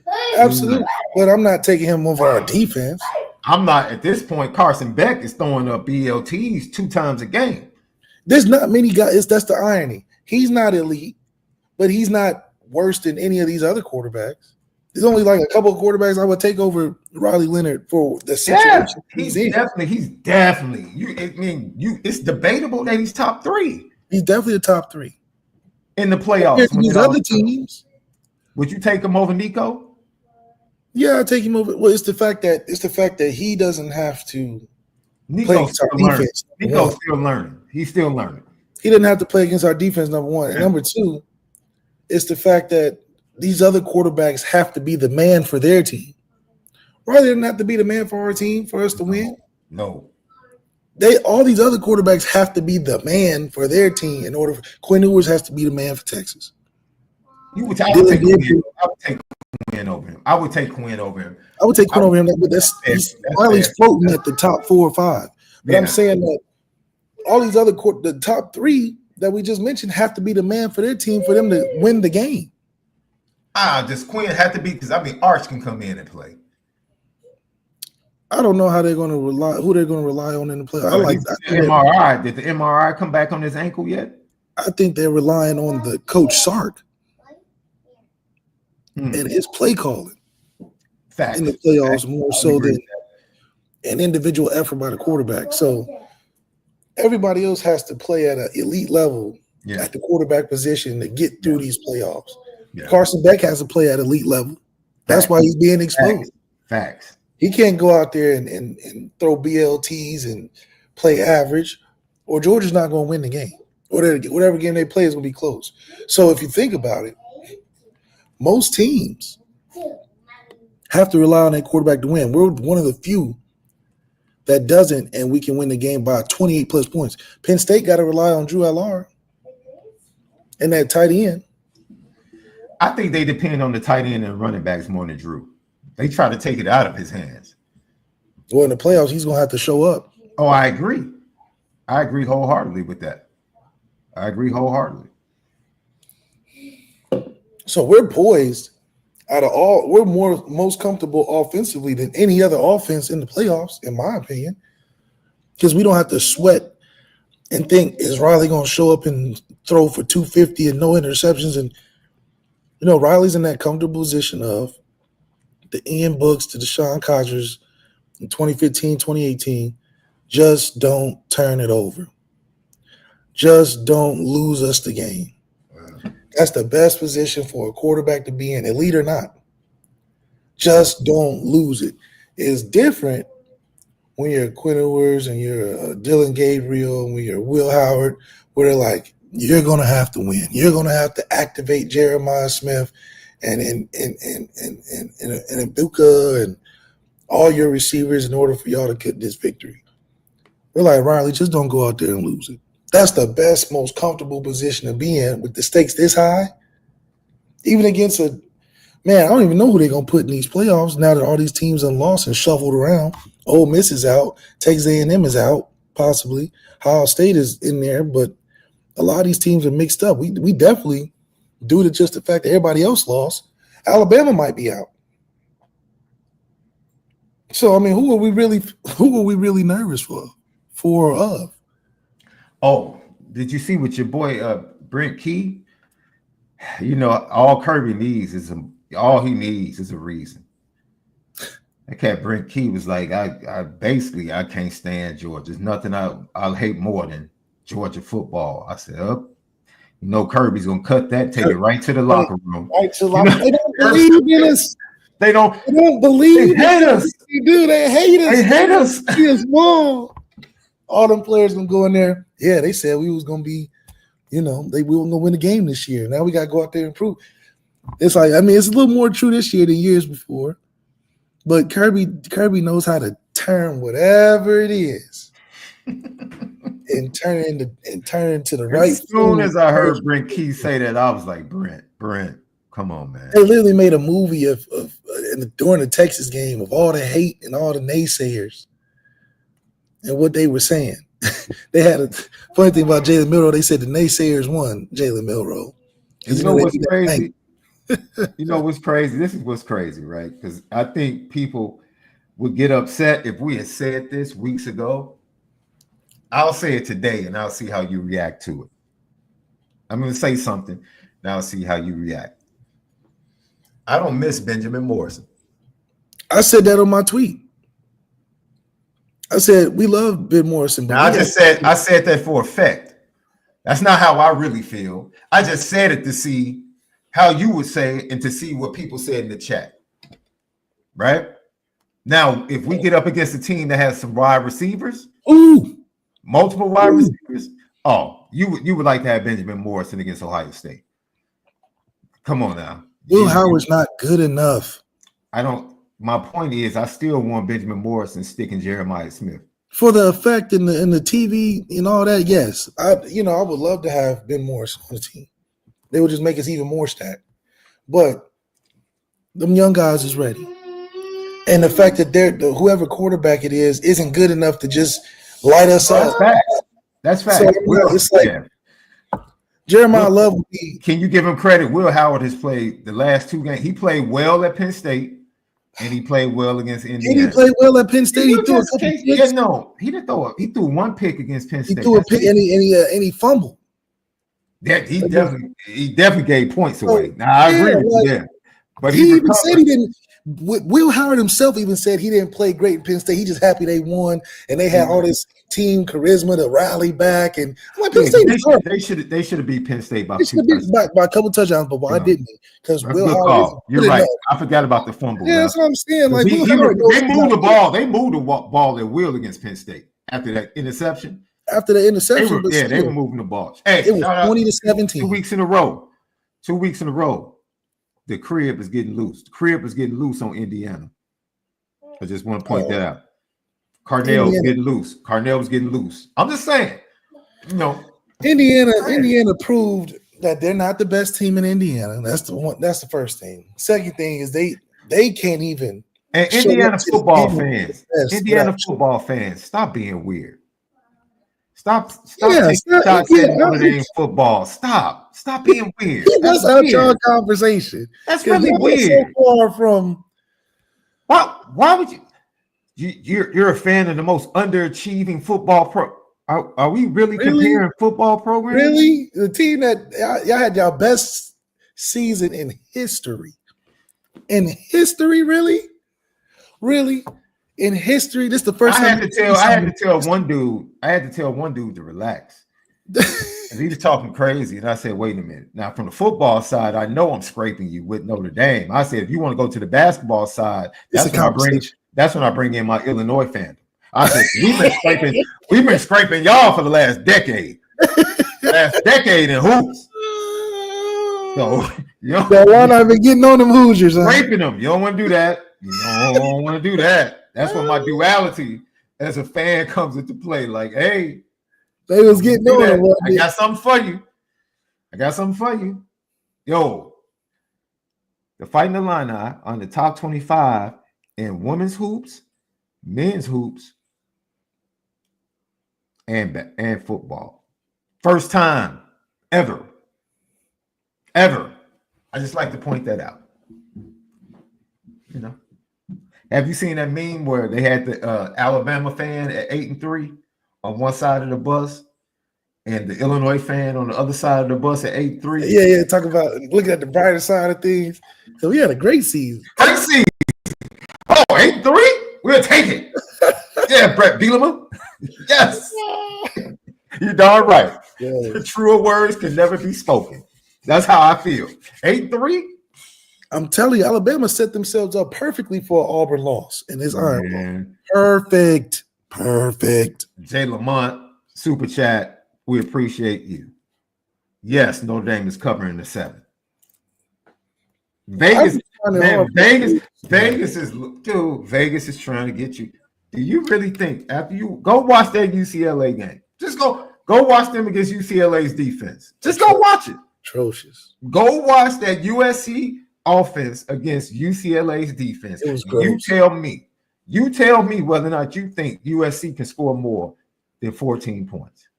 They scored 19 versus UCLA. What are we talking about? They scored 19 against Minnesota.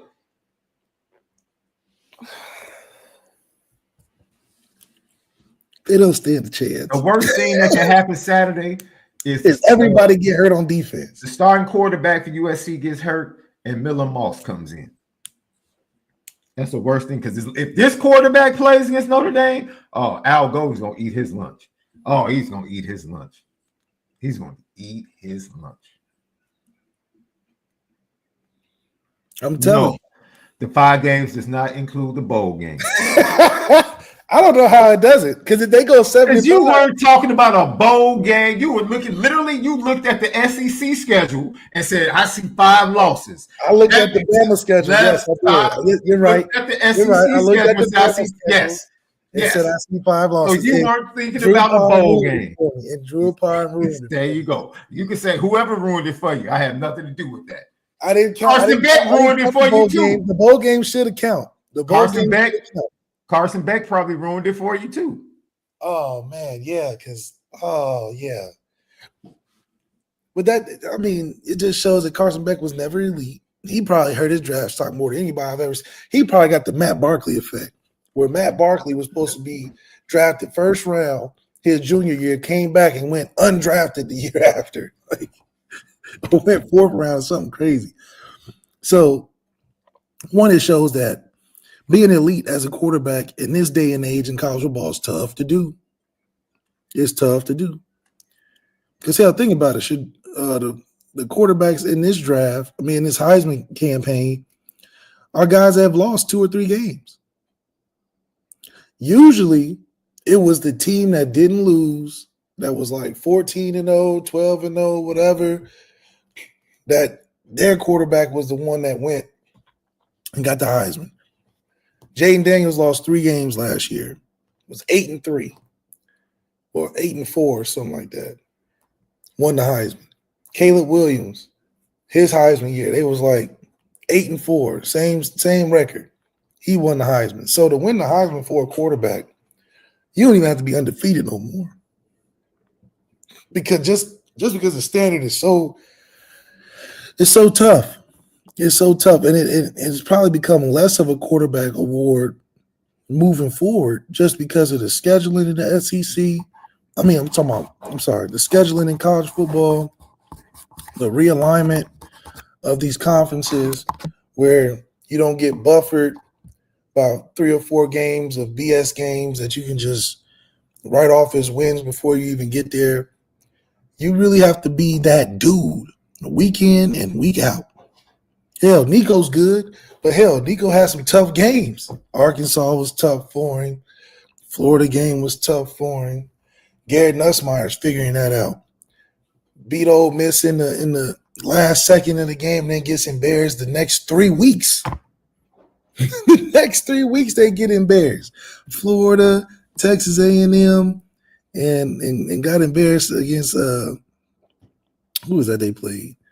One of them teams. So the Heisman conversation, I think it's just harder to identify with all this realignment and all these new things happening in college football, just because you look at it and wonder, like, what's the standard? What's the expectation? Before this realignment and the transfer portal and NIL and all this stuff played a factor, it was easy to identify because you had teams with easier schedules. You had teams with more stacked teams than others. College football is evening itself out. So to say who's the Heisman, I think it's Alshon Jeffrey. I think to be able to have over 2,000 yards running the ball, that's more impressive than any snap count that Travis has. Travis is an impressive player, but what is his quality Heisman moment? What's his moment? I can't think of one. If anything, it should have been this Kansas game. He played well, but they lost by like damn near double digits. He played well against Kansas State, but they lost. So, I believe Heisman should still be in moments. And I think Ashton Jeanty has had all the Heisman qualifications needed to easily win the Heisman. I don't even think it should be close. I think you give Travis Hunter acknowledgement because he's played well, but he's not the best receiver nor the best corner individually in the country. He's in the top 3, top 4, top 5, but he's not number 1 in either category. So if you're not number 1 in either category, right there, how can you be the Heisman? How can you be the Heisman if your team isn't in the playoffs? How can you be the Heisman if you don't have moments? That's my argument against Travis Hunter. Ashton Jeanty, you got 2,000 yards rushing plus. My goodness. It's not even close for me. So that's my pick. It was Cam Ward until they lost to Georgia Tech. And the fact that he just couldn't keep it up with a terrible defense to just perform week in and week out. He just ran out of juice. That just shows you that college football is tough it's tough when you have to do everything by yourself. It's not like years before where you can buffer that and hide within your schedule. There is no more hiding in college football schedules. There's just no more hiding. So because of that, I think it's clearly and he stayed healthy. For you to have 2,000 plus yards, staying healthy, and get your team in the playoffs, Ashton Jeanty, without a doubt, should be the unanimous Heisman. Like, my goodness. Jeremiah Love, if we wasn't running back by committee, and by committee I mean 5 guys, he would easily be in the Heisman conversation just because I know his numbers would be crazy. He had 6 60-plus yard touchdowns. 6 of them. 6 60-plus touchdowns. 60-yard touchdowns. That's a lot. The next guy is like 3. The next guy to Jeremiah Love in explosive touchdown runs is like 3 away. Jeremiah Love's had won like the last 8 games. Well, the last 6 games.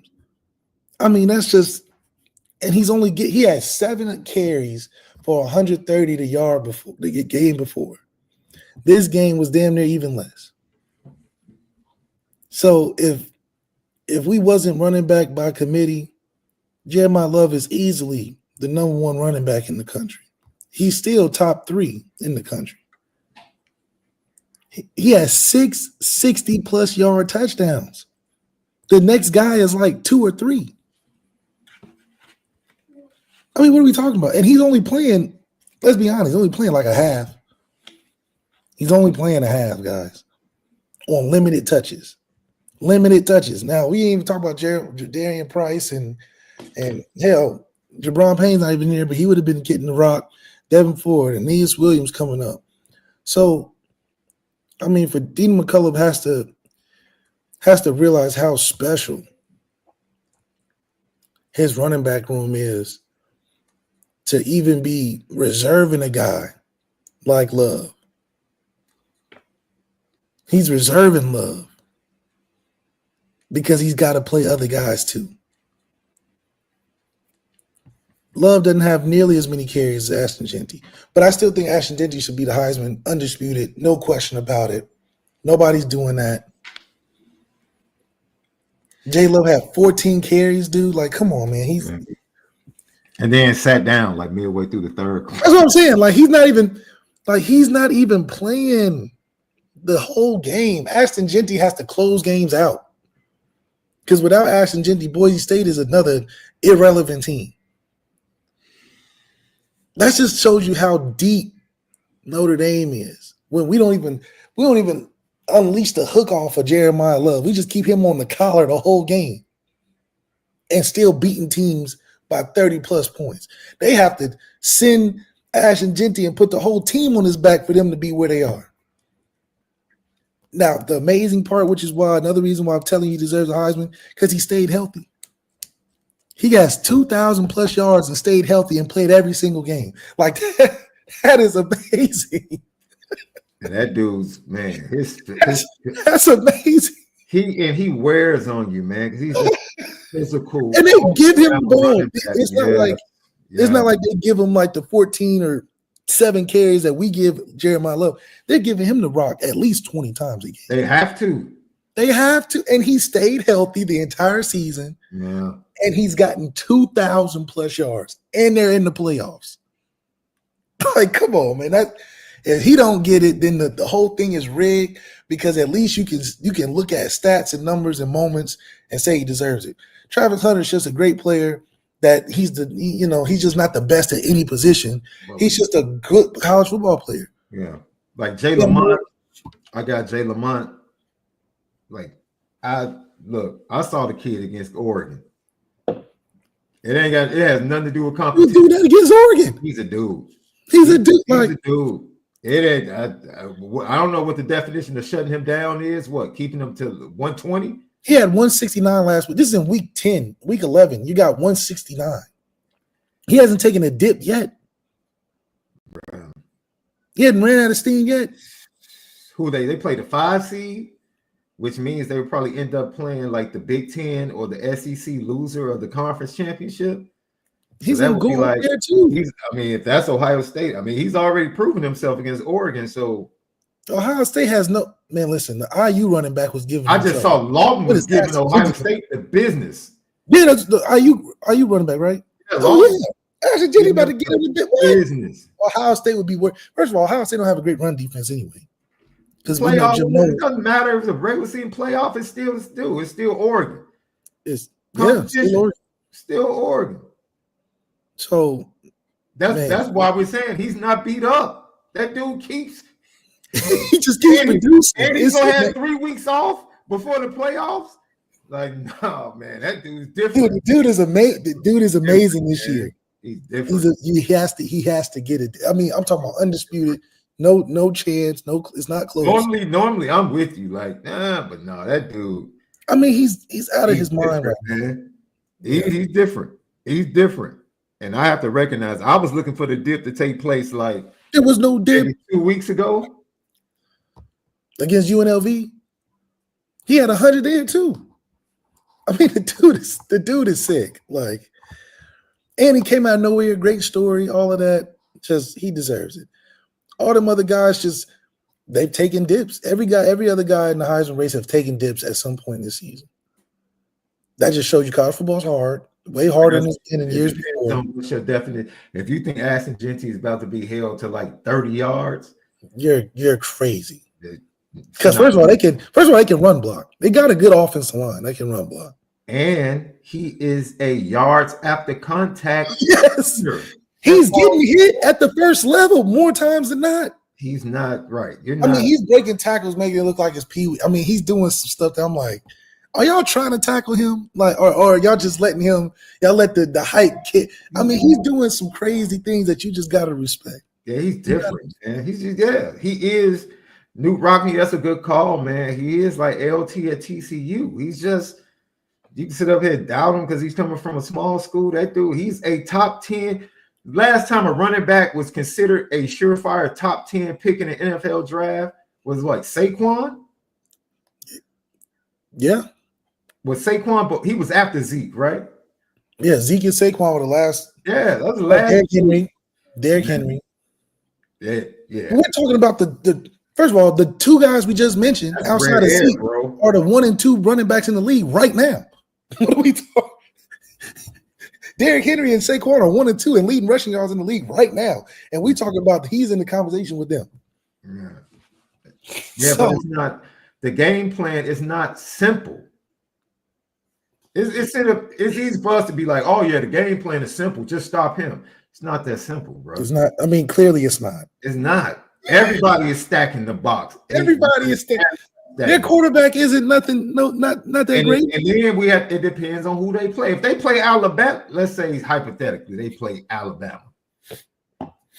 Alabama just got a true freshman just ran for 120 in the first half on Alabama.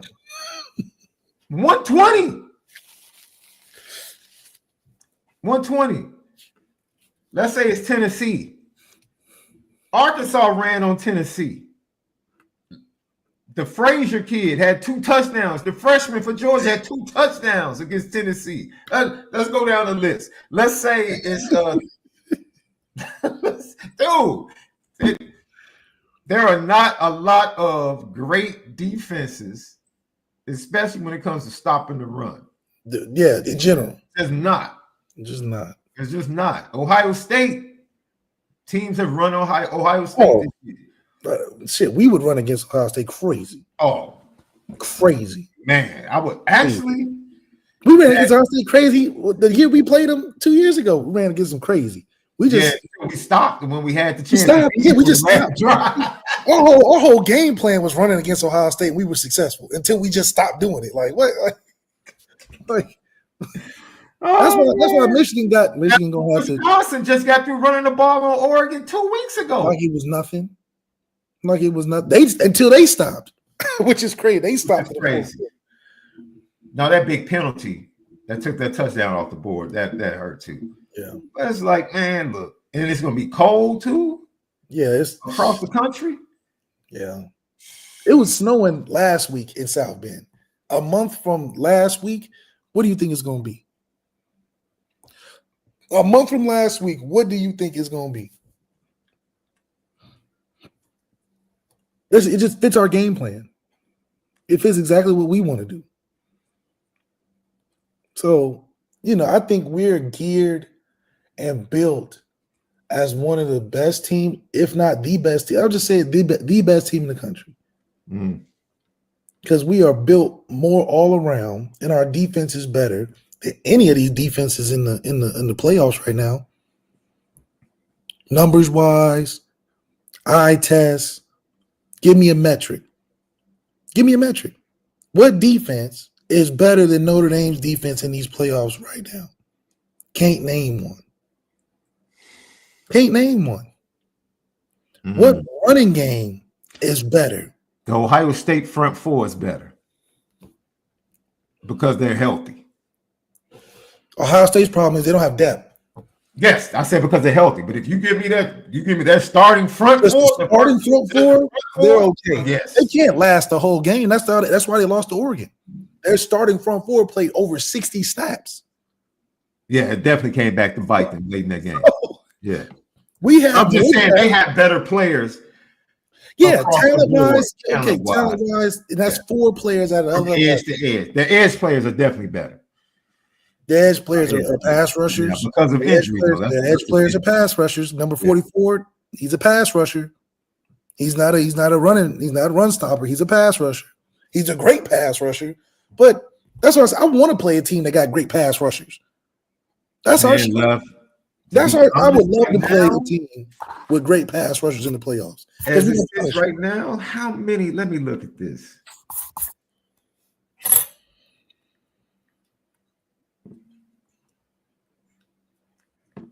Let me look at some of these forecasted brackets going into week 14. I saw one they had us playing. So you have SMU first, and then Texas second game. Texas defense is they're not above average. They're above average. They're above average. They're above average, but not all games. Not Notre Dame, but they're above average. Ohio State is a really good defense. They're a really good defense. In totality, are they better than Notre Dame? That's debatable. I'll let people debate that. Oregon, good defense. Good defense. Indiana, we just saw their defense against a good offense. Tennessee, really good defense. Tennessee is a really good defense. Ole Miss, Miami, nah. Georgia is a good defense. It's not your typical Georgia defense, but it's a good defense. It's not their offense can't rock against our defense. Too many dominant defenses lining up. This is our best year to win the whole thing with flying colors. Because our biggest weakness is balanced out by having a great defense. So what can we really? I mean, we're scoring a lot of points on an offense that isn't leading the team. The defense leads the team. So that's what I'm just saying. We're just so well built to where our weaknesses are so covered by our strengths and by our depth that you would have to be a complete team on both sides of the football to beat us. And there's no complete team in these playoffs. None. And then you got to think depth. What team is complete like Notre Dame and has the depth like Notre Dame? You can't name one. You can't name one. So, yes, we may have a non-elite quarterback. It doesn't even matter. We have a quarterback that's throwing for less than 220 yards on the season per game and outscoring teams by 30-plus points. Yeah. Nobody in the country is doing that. That just tells you that our defense is spectacular. That tells you that we're not relying on the quarterback to play Superman, which we said in the beginning of the season. This season is not about the quarterback.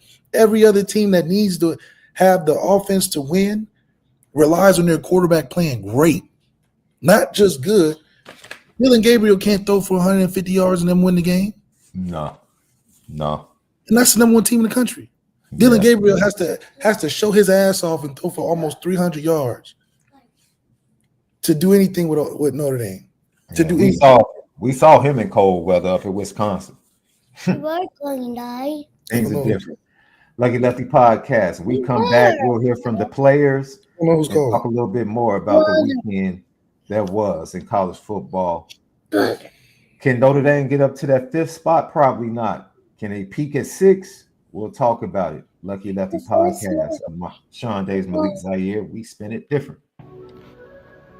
What's up, family? The merch shop is finally here. Lucky Lefty Network merch shop. We got it all. From the shirts to the hoodies to the hats to the nitty gritties. Come here right now. Shop with us. Come get the swag because you know, if anything else, we spin it different. You see the gritty. You see how we get down. It's elite.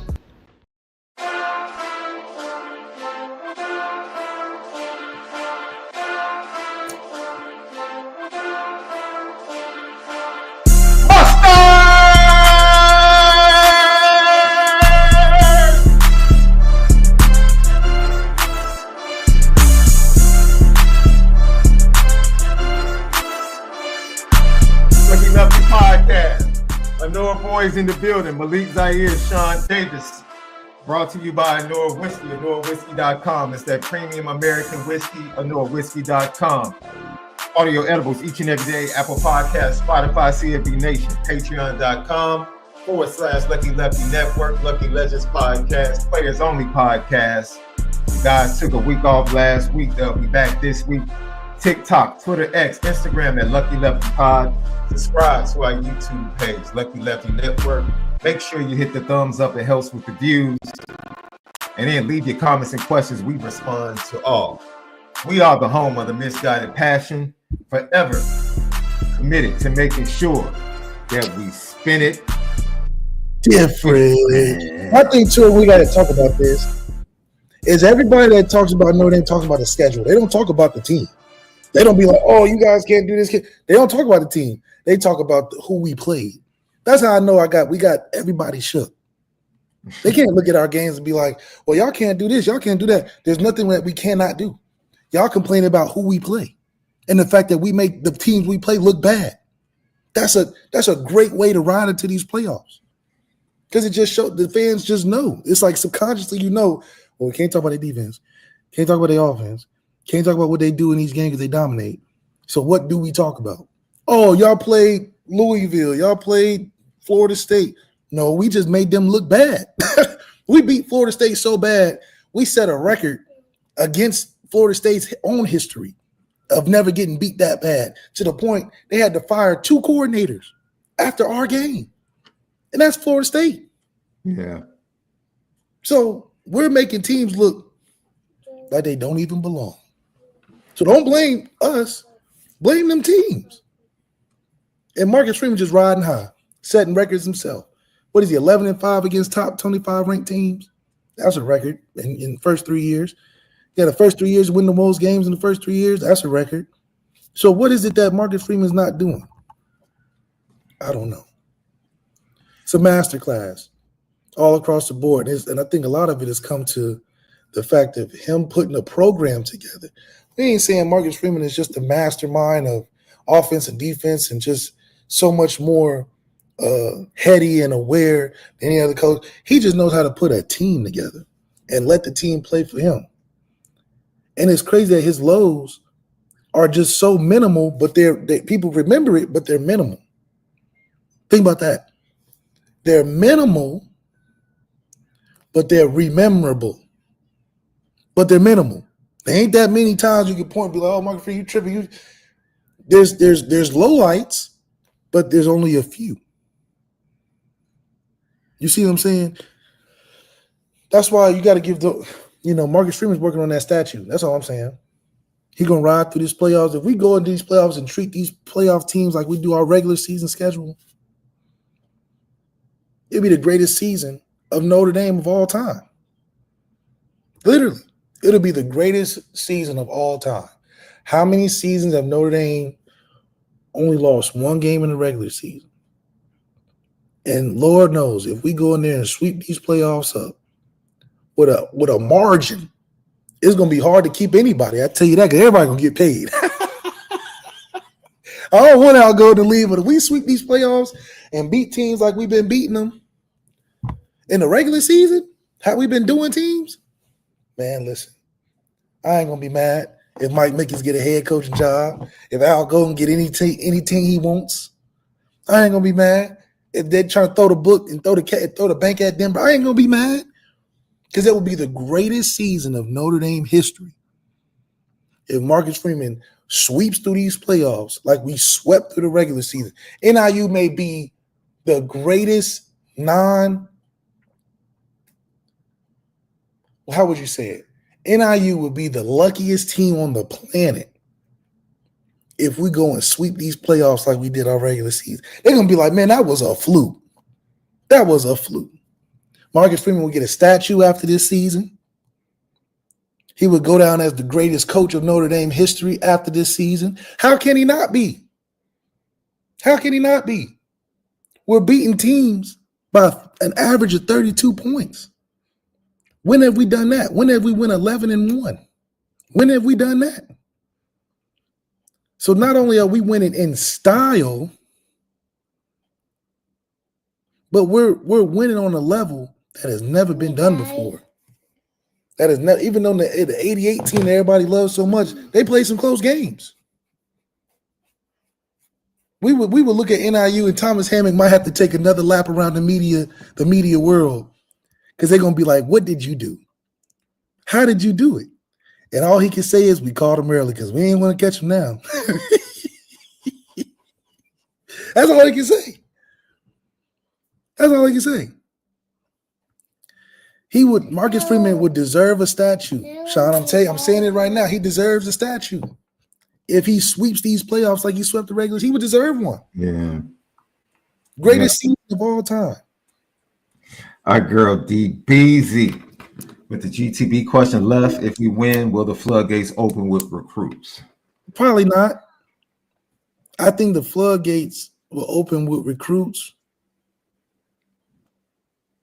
if we start to get, we got to get some top players. I think that just matters a lot. We got to get a top quarterback. I think some of that thing is more optics than it is kids really evaluating what we've done at Notre Dame. Mm-hmm. Because we have a lot of development. I think development will look great.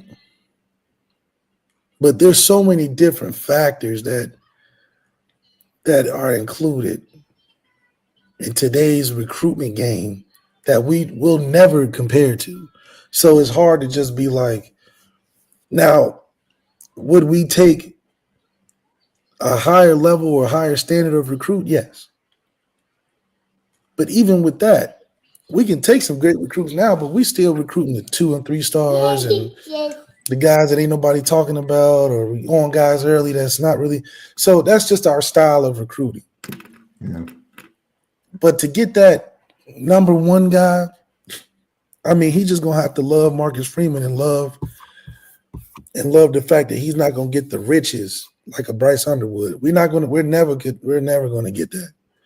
So I see, just so because I saw a conversation going on UCLA's defense, because I say go watch the UCLA USC game.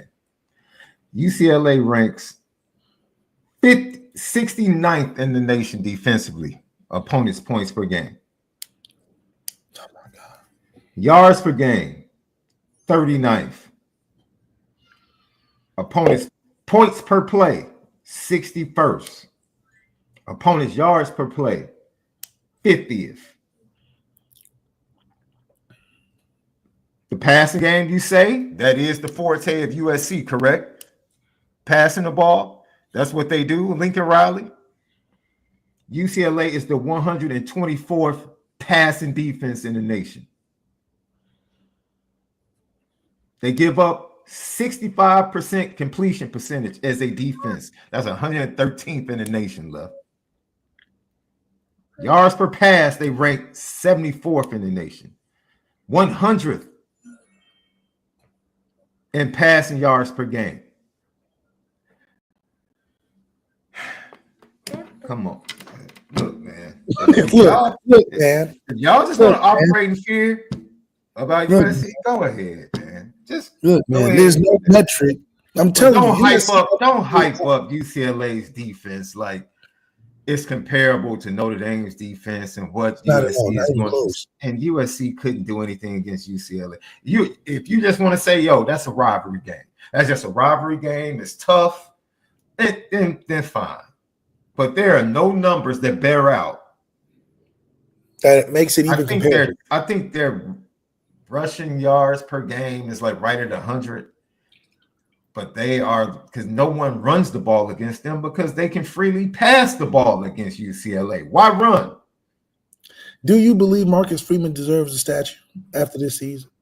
As like someone said in the chat, as long as the sculptor is not the same person that did D Wade, I'm cool with it.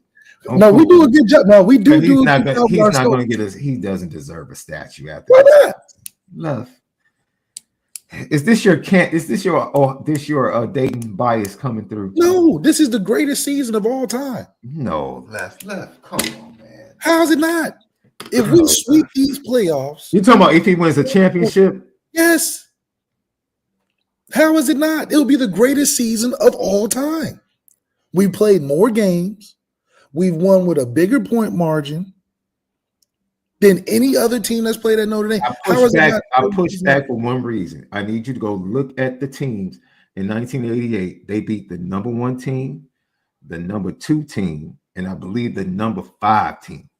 No. I take that back. They beat the number 1 team, the number 2 team, and the number 3 team on their way to a championship. But we're the number 1 team going into these playoffs. No. My point is the schedule and who they had to beat in that 88 season will trump. 88 season never had a playoff schedule. Now the count. I was just about to say the playoff and the extra games would be a counter to that. That's 16 games, and we go 15-1 and win the chip. Come on, man. They do the statue tomorrow. All time. You know what you're doing right now? You know what you're doing right now? You're hearing an album and calling it a classic on the first day. Wait a minute. That's what you're doing. You're a prisoner of the moment right about now, Left. I can't be. I've been waiting all year to say, what do you mean? If we go through these playoffs, you're still a prisoner of the moment. You're a prisoner of the moment right now. I'm just telling you. It will be impressive, no doubt. No doubt. It will be impressive, Left. No doubt. Name a better season than 15. I just gave you a undefeated season. What was 88's team rank? Gave you an undefeated season where they beat the number 1, 2, and 3 teams in the nation. What was the 88 team ranked? Were they top 5 all season? Start the season? No. Were they unranked? No. Let's see. Because they played Michigan to start the season. I'm about to ask you right now.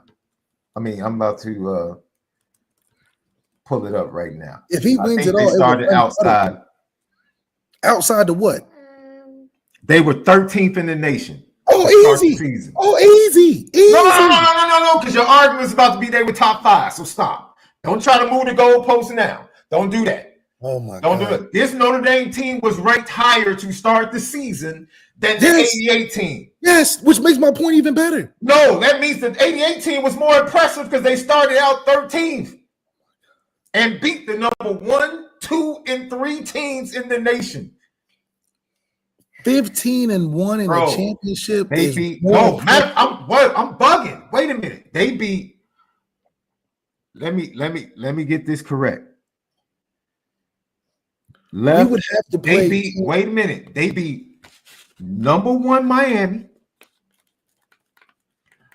They beat number 1 USC.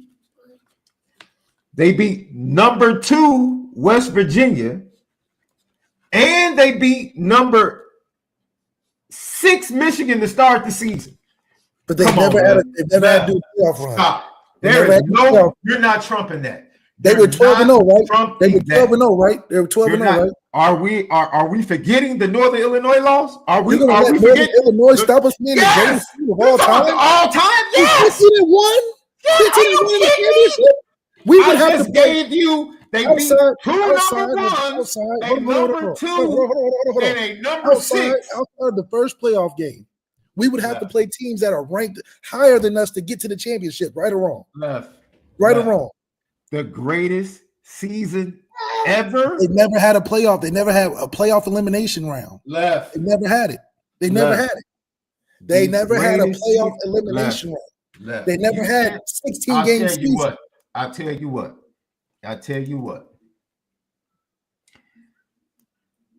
Floyd Mayweather or Sugar Ray Leonard? You say Florida Tank? I'm taking Tank. Floyd Mayweather. It's hard to okay, but no. Answer the question. 50-0 is ridiculous now. Answer the question. But he also played guys. He was strategic about who he fought. He was strategic about who he fought. Beat a legendary football program. Name the win. No. Name the win. You have to give me a win that comes close to Miami or USC on the road. It would be all okay. Name the team that's going to give you that legendary status. Name the team in this All the playoffs teams- that's as good as that Miami team or that USC team. Where are we Name going the to team. be going to start the playoffs? 6, right? So Just name every the team team. after the first game No, will no, be no. Name the legendary team. Because your whole argument is no its one level of scares you. difficulty. Its You level of said difficulty. left. No one scares you. Did you not say that?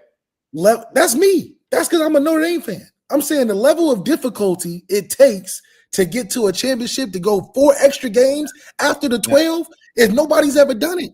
Left. Nobody's ever done it. What I'm telling you is that Notre Dame played 3 teams. This is relative because you can't transfer 88 teams to 2024.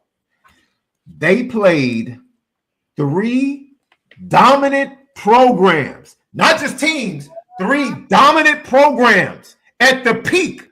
Miami was at the peak of their powers. USC was at the peak. Michigan was at the peak. It's not our fault we're a better team than the teams we play. Are you? It's not our fault. Come on, man. It's not our fault that we're built better than all these other teams in college football. It's not our fault. Left. The level of difficulty it takes to do something that's never been done before. How is that not the best team of all time? That doesn't make it so. So you're saying winning the championship in the bubble was the greatest title of all time? The bubble's not what we're talking about. But no. Has it ever been done before? Had that ever been The done bubble? before on lockdown? Come on, that's just basketball. We're talking about a playoff scenario. We know the 88 team didn't have to play until late, almost February. What are we talking about? What do you mean they didn't have to play? What are you talking about? They had 12 games. We have 16 games we got to get to the championship. And 4 of those are one play or one game elimination. I say this with all due respect. 88 Michigan would beat the heck out of 2024 Texas A&M. Okay, we beat Desmond Howard was a freshman on that team. They would scrape Texas A&M. Why are you giving the credit to other teams? They when were this is physically their team? manhandled. You've heard Reggie and all of them say we didn't want to play Michigan. We did not. That game, they said they prefer to play Miami over Michigan because of the physicality of Michigan. What are we talking? They beat 3 legendary programs in that year. 3. Notre Dame lost to Northern Illinois and had Thomas Hammock on a national media campaign. That's one game, Sean. And you want to call this the greatest season of all? What are you talking about? Nobody has ever done what Marcus Freeman's about to do. That's the first point and the biggest point. To go 4 extra games after a 12-game season. A super soft schedule. That matters. That matters. It's only soft because we're that good. That's the difference. It's only soft because we're that good. We are built better. Wait. That's a cap. That's cap. Georgia Tech didn't prove Florida State was soft game 1. Georgia Tech beat Miami. And Miami's in the like I playoffs. said. So basically, Georgia Tech proved that they're both soft. You're proving my point. Miami's numbers offensively are better than 88's. Left. So what are we talking about? We're talking numbers. Did we not both say that loss was coming? They should have lost to Virginia. Listen. They should have lost to Virginia Tech. Should they not have? The offensive numbers. Miami's history. That's fine. So is this a top 5 Miami team in their history? By the numbers, offensively. Is this a top Miami football team? I didn't say offense. I said football team. Is this a top 5? Answer the question. Stop avoiding the question. Is this a top 5 all-time Miami team? It's top 5 because offensively alone is they're better than they're better than 84. Number 1. They're better than 84. They're better than 89. If you're saying they're better than 90, they're better than 2000, 2001. Yes, you have lost your mind. Yes, you have absolutely lost your mind. It's better than 2024's offense. Any 2000 or 80 or 90 Miami team would beat the brakes off this Miami team. Are you kidding me? Not offensively. Not offensively. They wouldn't score. Warren Sapp would be chasing Cam Ward all over the field. What are you talking about? Cam Ward's offense is the best Miami offense of all time. Yes, defensively, no. But offensively, absolutely. Name a better offensive team Miami's had other than win. You can't have an egregious loss like Northern Illinois and say it's the greatest season of all time. Stop. It's 15-1 in a national championship. I don't care. They lost to a bad team. What are we talking about? With the point margin we've been beating teams by, we continue that into the playoffs. Because think about it, we're not the number 1 seed in the playoffs. We're number 6 or number 7. So after the first game, we're supposed to be playing teams better than us. Why are you 6 or 7 in the playoffs? Why? Because we're not in the conference. No. Stop avoiding it. Why are you ranked 6th or 7th in the playoffs? If we beat NIU, are we number 1? No, you're number 5. We can't be. We can't even be number 1. But you're number 5. So answer the question. Why are you 6 or 7? Why are you 6? Yeah, depending upon who you face. Yes, it does make a difference. Why does it make a difference if we're beating every team going to the championship by the same margin? It doesn't matter. It makes a difference because the road to the championship is either more difficult or easier. Right? So that means that we have done something that no other team has done on a more difficult path to be 15-1 in national championship. That's a statute. Once again, name the dominant team Notre Dame would beat on the way to a championship. Any team that's ranked above 6. Name the dominant team that is in college football. Who's a dominant team? There is no dominant team in college football. When they play us, you're right. We're built better than everybody. So now Notre Dame's a dominant football team. They're a dominant football team now. The championship is harder than it's ever been. Do you agree with that? It's extra games left. What are we talking about? Extra games matter. First of all, you're talking about playing teams have been playing 2 extra games. We gotta play 4. We don't get no. That's because you chose to be an independent and you lost in Northern Illinois. That's fine. Okay, now move on. 15-1. Move on. Now what? And let's talk about the NIU game. First of all, that was a 3-point loss. A 3-point loss, really? That makes it better? Yes. Are you really trying to make this NIU loss better? I'm saying the only team that's been close beat us by 3 points in a 15-1 season. That's the only team that was close the whole season. Are you really trying to make this NIU loss better? The only team to beat us, it was by 3 points. We have wiped the floor with everybody else by 28 plus points all season. Left. Listen. How is that not the best team Listen of to all me. time? Can you let the season marinate before you just prophetically say, if Notre Dame wins a championship, it would be the greatest season of all time? Absolutely. How is it not? 15-1 with 4 playoff elimination games and a margin of victory by 32 plus points on average. And the only team to beat us by 3 points in week 2. I'm glad you brought that up. Wait. I'm glad you brought that up. Glad you up that up. You see, Notre Dame actually got a mulligan. Because, see, there were no mulligans in 1988 for Notre Dame. There were no mulligans when they played Michigan game 1. That was an elimination game for the championship. Week 1, they had to beat Michigan. Wait, no. I'll let you talk. As an independent, in 88, they had 4 elimination games in the regular season. 4. And they won all 4. No, I'm not done. No, I'm using your argument. Can I finish? I feel like I gotta act like Joe Budden right now. Can I talk? Can I finish my thought? Michigan, elimination game. Miami, elimination game. USC, elimination game late in the season. What was the margin of victory? Wait. Notre Dame. Wait. Notre Dame beat Florida State in 93. What was the margin of victory? Beat them. Lost the next week and were eliminated because they lost. What was the margin? Every big game was an elimination game in 88. So I don't want to hear that playoff elimination game. That happened in the regular season for that 88 team. We have 4 extra games. 4 extra games. My point is, Notre Dame was playing for a national championship in the regular season 3 times It was all or nothing against Miami. It was all or nothing. It was all or nothing week 1 against Michigan. What was the margin of victory in those games? Because this is why we're the greatest. This is why it's the greatest. Once season. again, show me a team. Show me a team equal to the teams that Notre Dame played on that schedule that they played in the regular season. It's the journey. No team has ever done it. You can't back off the fact you literally said we will learn nothing about Notre Dame in the regular season because the schedule is trash. You said that. Yes. So don't talk to me about this schedule and beating people. It's a trash schedule. It's a trash schedule. You said it was a trash schedule. Don't prop it up now. Don't prop it up now.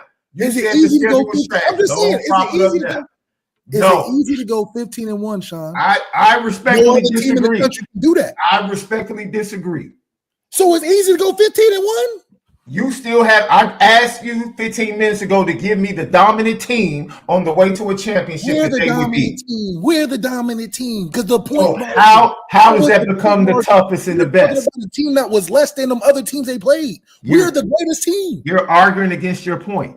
We're the bully.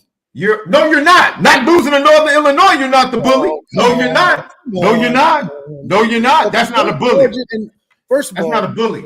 The team that you're talking about was the Thomas Hammock gave you the underdog. Thomas Hammock gave you some hints. They were tips. The underdog. Thomas Hammock gave you some 88 hints. Was an underdog team. Underdog. What are you talking about? That makes the story greater. That makes the season even greater. The greatest team is the most dominant team. You said the best of all time. The best season. Yes, this is the best season. Name the dominant team Notre Dame will be on the way to a championship. We're the dominant team. We're the bully. You're not dominant. There is no dominant team in college football. Stop lying to people. And beat teams by 32. That's not because Left, you're capping. Because in conversations, your whole point to me when you say you don't fear anybody on the phone is you said there's no dominant team in football. You said the best team in college football. But did you say there's no dominant team in football? Don't flip the script now. Underdog team that wasn't expected to beat those teams. You said the last month. I don't fear anybody because there's no dominant team in football. That's it. We're the dominant team. Oh, that's it. If Notre Dame wins, they will have 0 wins against dominant football teams. That's it. That's my point. It's hard because you can't beat yourself. What are you talking about? We are our greatest enemy. You're absolutely right because we're the best team in college football. So the best team in college football to go 15-1 and do something that nobody's ever done to win a championship makes us the best team in college. Okay. This is why your point is futile.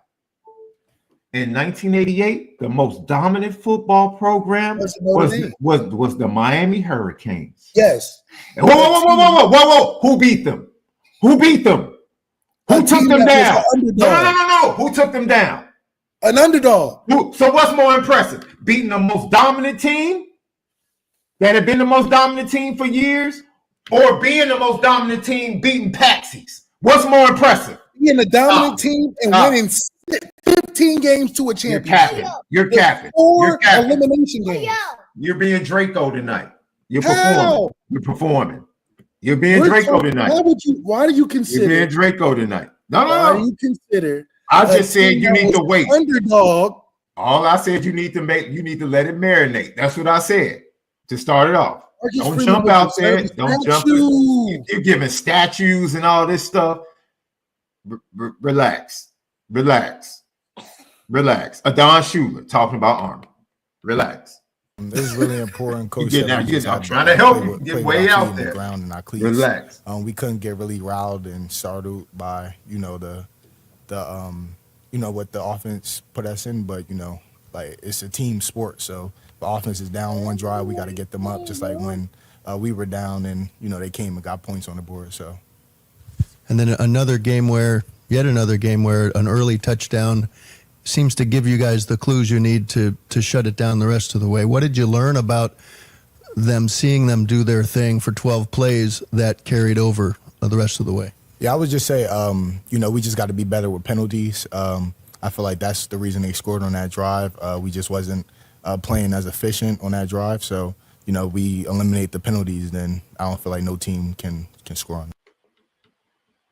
I cannot believe you. This is the greatest defense of Notre Dame history, number one. Okay, now that is debatable. That right there is debatable. Wait a minute. Debatable. That's Not debatable. only are we the greatest defense of That's all debatable. Notre Dame history, but on top of that, the that's point debatable. margin in which we win by is the greatest in Notre Dame history. So you got the greatest defense with the greatest point margin in victories, and we're the most dominant team in college for 16 games. Come on, man. How is that not the best? How is that not the best? You're trying to compare that, the non-greatest defense and the non-greatest point total average against a team that was an underdog. They're underdogs. So, yes, it's a cool story, but that doesn't make them the best team ever. What are you talking about? They're underdogs. Why you keep saying this underdog thing? They were ranked 13th in the You nation. just said that Miami was the best team in college football in '88. Notre Dame was the underdog at Texas A&M this year. What are you talking about? Did you really think they were the underdog this Texas year? A&M was the favorite. What are we talking about? Did you? But how many points they scored? They played against the greatest defense that Notre Dame's ever had. What's your 16 point? points. No. I'm refuting the underdog. I'm talking to me about underdogs. And Notre Dame start the season off as an underdog on the road. That's Vegas. We're talking about real life. What are you talking about? You're a top 5 defense in college football. And the best defense Notre Dame has Guess why? had. Wait a minute. Guess why Notre Dame can't be an underdog? Because the schedule is trash. Notre Dame is not an underdog this year. We're the greatest, most dominant team Notre Dame has ever had in its history this year. If we go 15-1 with That's the not point what you total said. that we're beating That's teams not by, what you said. Now you're trying to argue a different point. That's not what you said. That wasn't the argument. You said it would be the greatest season ever. That was the argument. the greatest Now season you're ever. trying to talk about they the most dominant. That's stop. This is why moving it's the greatest goalposts. team ever. This Stop. is why it's the greatest team ever, because it's the best defense ever, and this is the greatest point total we've beaten teams by all ever in the history of Notre Dame. What was the point differential in the games that we played Miami and Michigan and West Virginia? What was the point totals? What was the point differential? It wasn't no 32 points. It wasn't no 32 points. Do you hear yourself? Yes. Do you hear yourself? We have the most. Wait. Would Notre Dame beat Ohio State by 30? This year? Yes. After watching IU? Shit. Ali. How many points would Ohio State score this year? 21? How many points would Ohio State score against us this year with Will Howard at quarterback? I'll let the chat talk. I'll let the whole chat talk. How many points will Will Howard score against this Notre Dame defense? I just want to know. How many points will Will Howard's offense score against this Notre Dame defense? And I guarantee you it's not more than 21. I guarantee you it's not more than 21. How much would Riley Leonard score against the Ohio State defense? Because that goes both ways. We will score 35. We will score 35. I tell you that.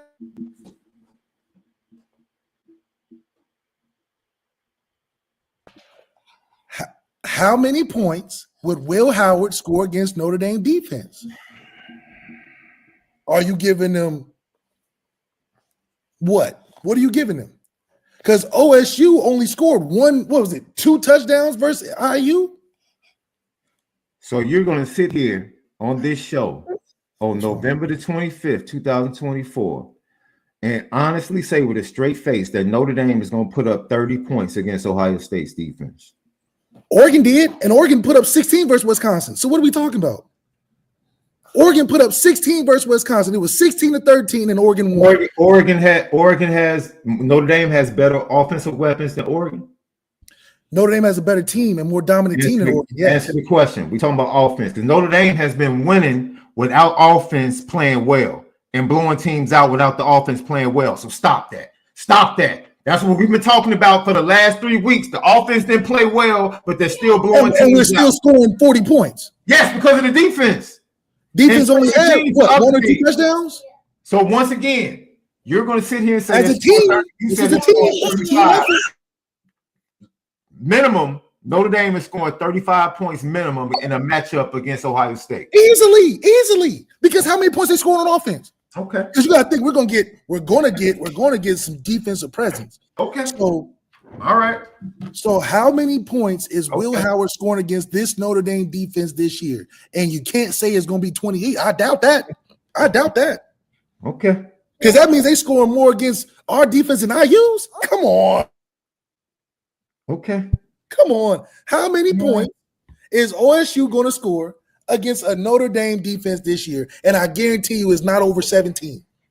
So if they can't score over 17, how many are we going to score? Who has the better offense, Louisville or Ohio State?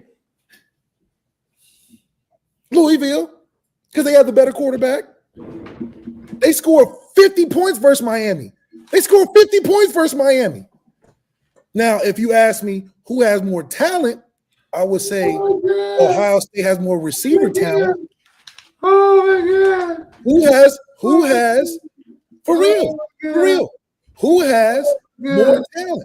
Oh my God. How many points would Ohio State score against this Notre Dame defense? Be honest. Because if you watched Ohio State like I did against IU, I'm saying they scoring 17. Oh my God. I'm scoring, they saying 17. Okay, if they're scoring 17, how many is 35 plus 38. Easy. All right. Easy. We got what? Are you kidding me? We would have at least 2 picks. I'm really about to test you. How many points is Notre Dame scoring against Georgia?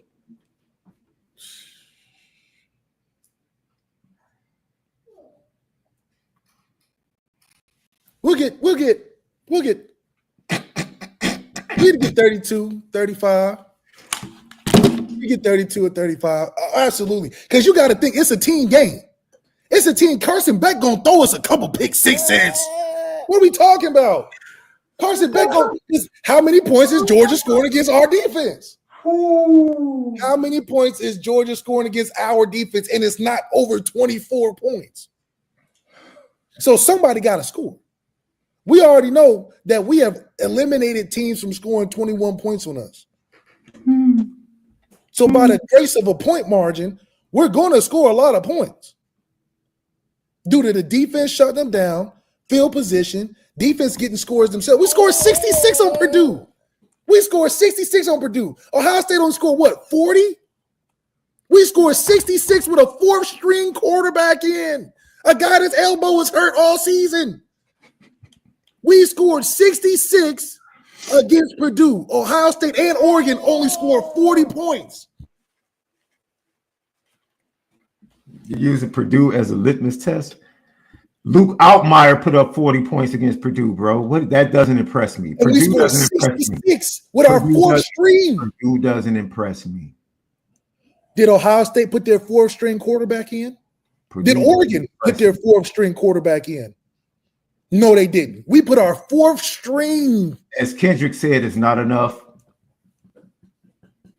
It's not enough. Oh, we scored 66 points with our 4th string. Better private investigators and unearth some more evidence, because as of right now, it's not enough. 66 points when the other 2 teams have scored 40 points, and we scored 66. John Massey with the we haven't played a top 50 defense. The one team we did that was top 50, Notre Dame lost. We are in that was week 2. And we knew the struggles we had at that one position. We would score 100 points on NIU. Are you kidding me? If we play NIU right now, we would score 100 points. 100. 100.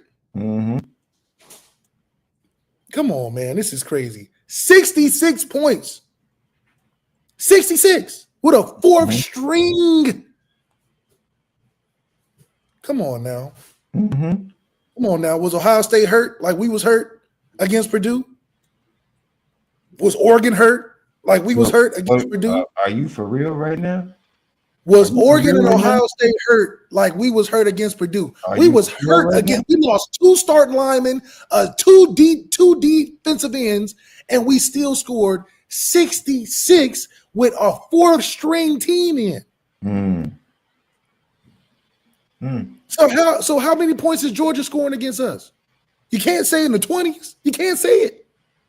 How many points is Ohio State scoring against us? Can't say it's in the 20s. You can't say it. So if they're scoring 17, 18, how many are we scoring? We're going to have to keep getting the ball back. Come on now.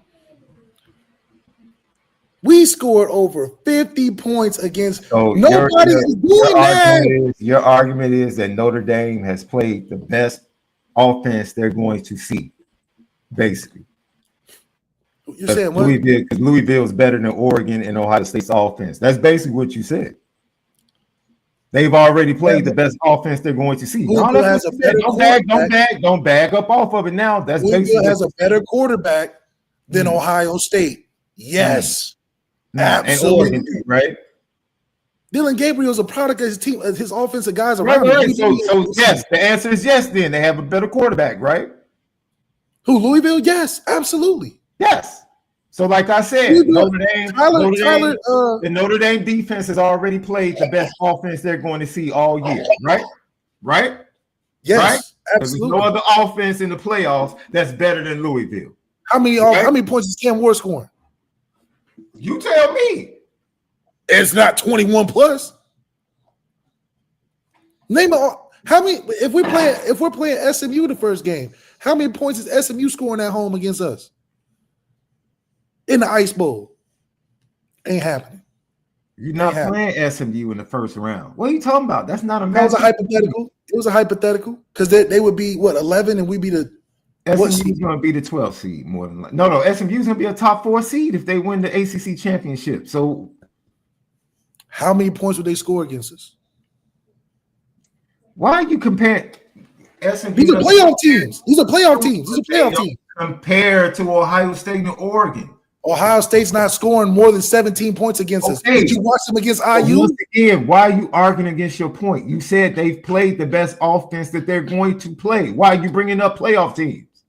Because I'm pointing out the fact that this is the greatest, most dominant team in Notre Dame history. Because we have the most dominant defense we've ever had on top of the point margin in which we beat teams. Stop bringing up that dominant stuff, because now you keep shifting the argument. The argument is not about how that's why we're the best. That's why it's the greatest season.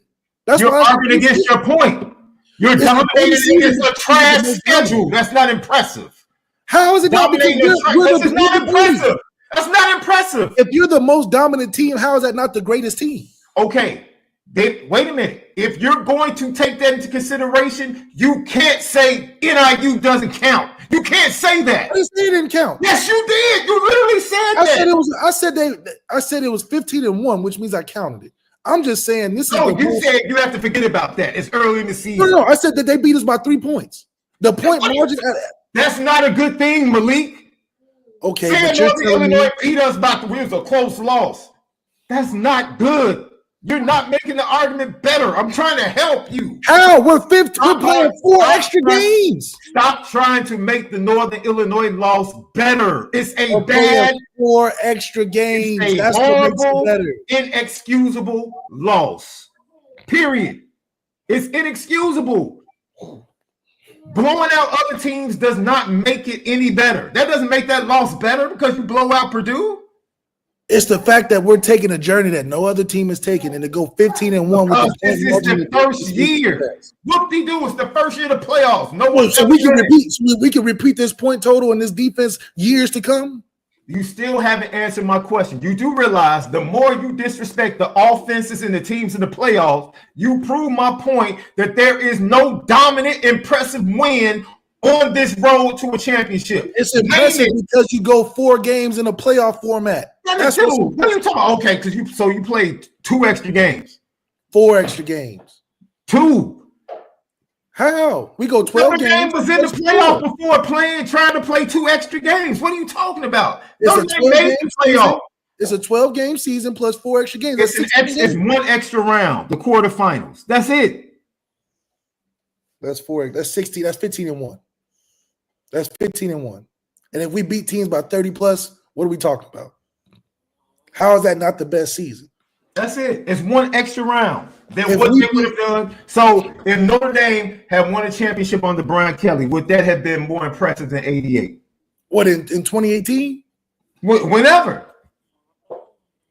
It'll be up there. How, you know, it was undefeated season. Absolutely. It was an undefeated season. So it would have been more impressive than 88.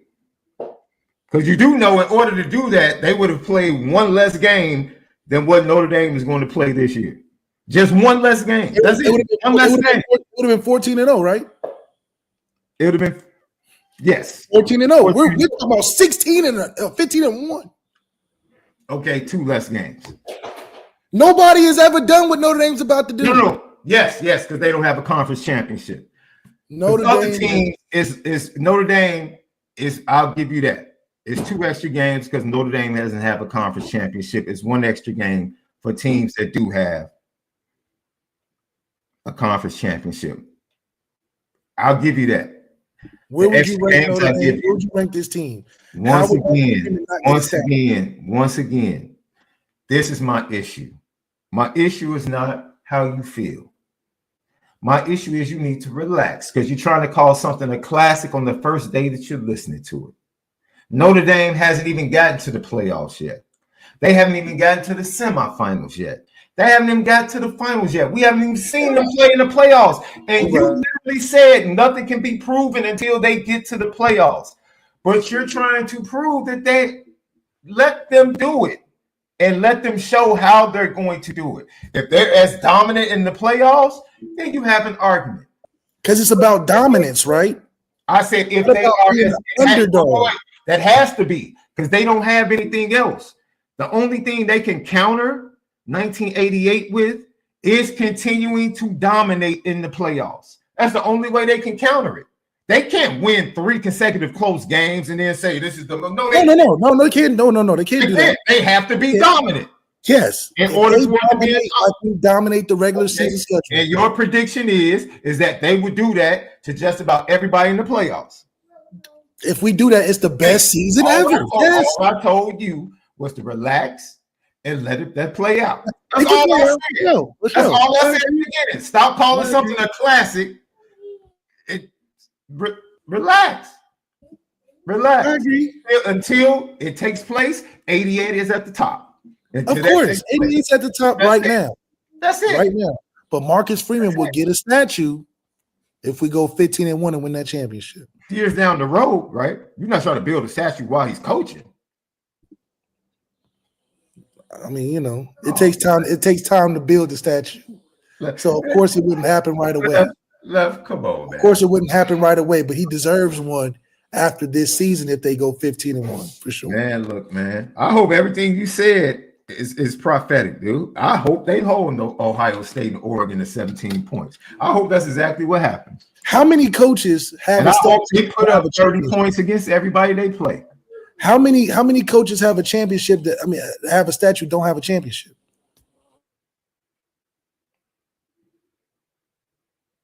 None. I don't think any of them. Yeah, I take that back. Yeah, I think Snellenberger is the only coach in Miami that has a statue. No, I'm saying at Notre Dame. Oh, yeah. All the coaches that have statues. I thought you were talking about big, everybody. All of the championship coaches have a statue around the stadium, right? So what am I wrong about? Yeah, but they weren't getting a statue while they were coaching. No, it takes time to build it. That's what I said. Years down the line. I said years down the line. You said why not? When I said you want to give it to him while he's coaching. It takes some time. They got to get the right, dynamics. They got to get his line right.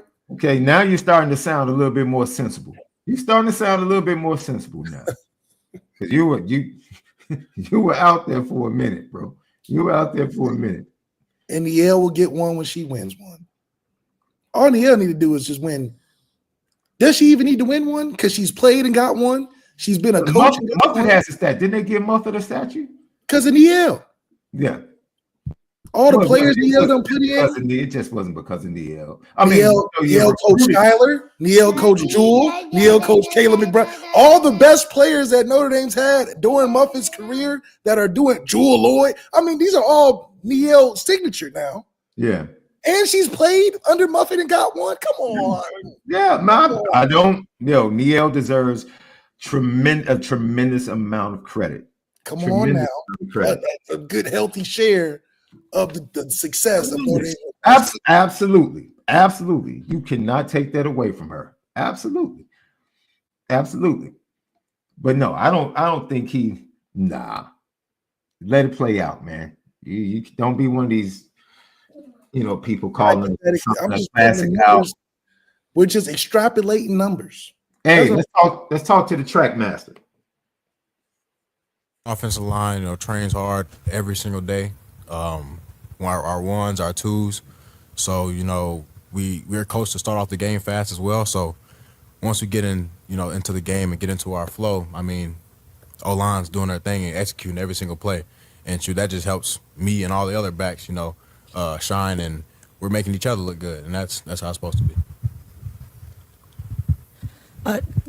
Just next to him, Tyler James. Jeremiah, 2 big weeks in a row. Do you feel like you're finding another gear or some other sense of a rhythm in your game these last 2 weeks? To be honest, I'm just trying to do whatever's best for my team. I mean, making plays where it's needed. This is a team sport. And as long as we're working together, things are going to pop. I'm really just, trying to do what's best for the team and, help my guys stand out. And, yeah.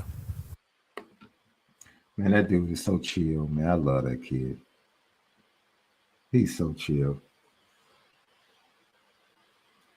Man, just give me 13 touches. I'll do whatever I need to do and I can be done on the night. You know what I mean? Get Jadari another 10. Go ahead, give him these about 7 to 8. 7 to 8. Look, he can share the wealth. He don't need that many touches, which is amazing. So I'll take my one reception and just hurdle a dude going into the end zone. I'm good with it. I'm fine with it. I'll push the line with it. Dude, that's a first round pick right there, yo. That's a first round running back right there. That's what a first round running back looks like. Easily. He's not worried about his touches, which is rare in college football, because he knows he can capitalize. He's definitely exactly what you need as that constant. There's a lot of ups and downs, but he can be the constant of the offense, which happens to be the X factor as well. It's what you look for. I actually like his short runs better than his long runs, bro. His long runs, he don't get touched. Yeah, when his long runs, he just shows his speed. But he makes some jump cuts. Him and Jadarian, bro, they make some jump cuts in the hole and make some people look silly on like 8 to 10 yard runs and 10 to 12 yard runs. And I'm just sitting there like, man, that's outright ridiculous. I think the first carry of the game, he just ran for 10. It was something crazy, man. He's just different, man. He's different. And then you add that O-line and does a tremendous job, gets stronger as the year goes on. I mean, it's only complimenting the fact that he's already explosive. So if he don't have to worry about the first line of defense, he's working on second and third level. It's off to the races. That's why he's a track guy. Yeah, man. That kid. Enjoy him for one more season, Notre Dame fans, because he's not staying for 4. You have one more season of Jeremiah Love, and that's it. So See, now watch. Enjoy it while you can. Let's get some more Jeremiah Love talking about how important Coach McCullough is to not only just him, but the entire room. What did it mean to see Aeneas Williams break off that long touchdown run tonight? Man, Aeneas that's my guy, man. So like seeing him, break off a touchdown like that, it was great, man. I'm proud of him. He works hard every single day, and he deserved it. So seeing him, break that touchdown, man, it was great. Second row on your right on the aisle, Tim O'Malley. Jeremiah, you're 11 games in and only have about 120 rushes. Was there a plan by Coach McCullough, Coach Denbrock, to keep you guys fresh, you and Jadarian and Riley Leonard, Aeneas filling in? Because you lead the team with 121 rushes at this point last year. I think estimate probably had 195 rushes at this point. Is it help fresh legs here in November? Most definitely. Everybody in the running back room trusts in the plan that Coach McCullough has for us. He's great. He's a great coach. Excuse me. He's going to do his best for us. Cares about us on the field, off the field, and we're all buying into him, and we trust in his plan. And, at the end of the day, he's going to do what's best for us and also what's best for this team. So it most definitely helps. We're fresher. Everybody in the running back room is dogs, so you just come out and perform, and it's all because of coach and his teachings. I remember the first day I met Coach McCullough when he got hired. And he was I'm trying to think. I talked to, first coach I spoke to was Harry Easton. Shout out to Coach H. And then I talked to Mick. And then I walk over to Coach McCullough. And he starts telling me like how he wants to design this running back room and how he wants to have all different types of running backs. And someone asked him the question, like, what makes you think? I forget the way they phrased it, but it was kind of along the lines of, what makes you think that you can develop that type of room or something like that. And he was like, because I just won a Super Bowl. And was like, pretty much, look at my resume. He almost pulled a Signetti. Instead of saying, Google me, he said, look at my resume. But it was. That's right. That's gangster. The smoothness and the confidence that they play with, it definitely is a trickle-down effect from Coach McCullough and his belief in who he is and what he can do as a coach and what he's teaching as a coach. You love it. You love seeing it, man. I think Logan Diggs would look back and say leaving Notre Dame would probably be one of the biggest mistakes he made. I think, but him leaving gave Aldridge that ability, as you heard in the press conference. At this time last year, Aldridge was at 191 attempts, bro. He was a workhorse. He's doing this thing for the Broncos as well this year. Starting to get into a groove coming back from injury. Yeah, they 7-5. I can't believe it. They were talked about really bad in the beginning, but now they 7-5, just like the Washington Commanders, which is elite defense. And Sean Payton can coach quarterbacks. He can coach quarterback, call plays. He can coach quarterbacks, but no, they formed. I'm impressed with this running back room, man, and how it's developed. Yeah, developed because you saw more and more of Aeneas get in. Yeah. Aeneas is only taking on the traits of a Jeremiah Love, a Jarian Price of explosive runs, finding his niche, and he's a different style and still making it work. I mean, a lot of this credit to the O-line being consistently getting better.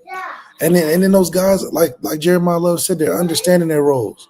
Nobody is looking at it as, I need 1,000 touches. They're seeing the lead horse only get 7 to 8 touches a game and making the most out of it. It's almost like a challenge.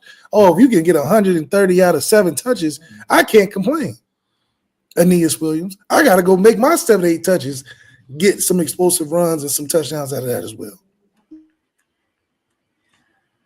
Man, look, Left, I want to say congratulations to Joseph Reif, 2025 Notre Dame defensive line commit.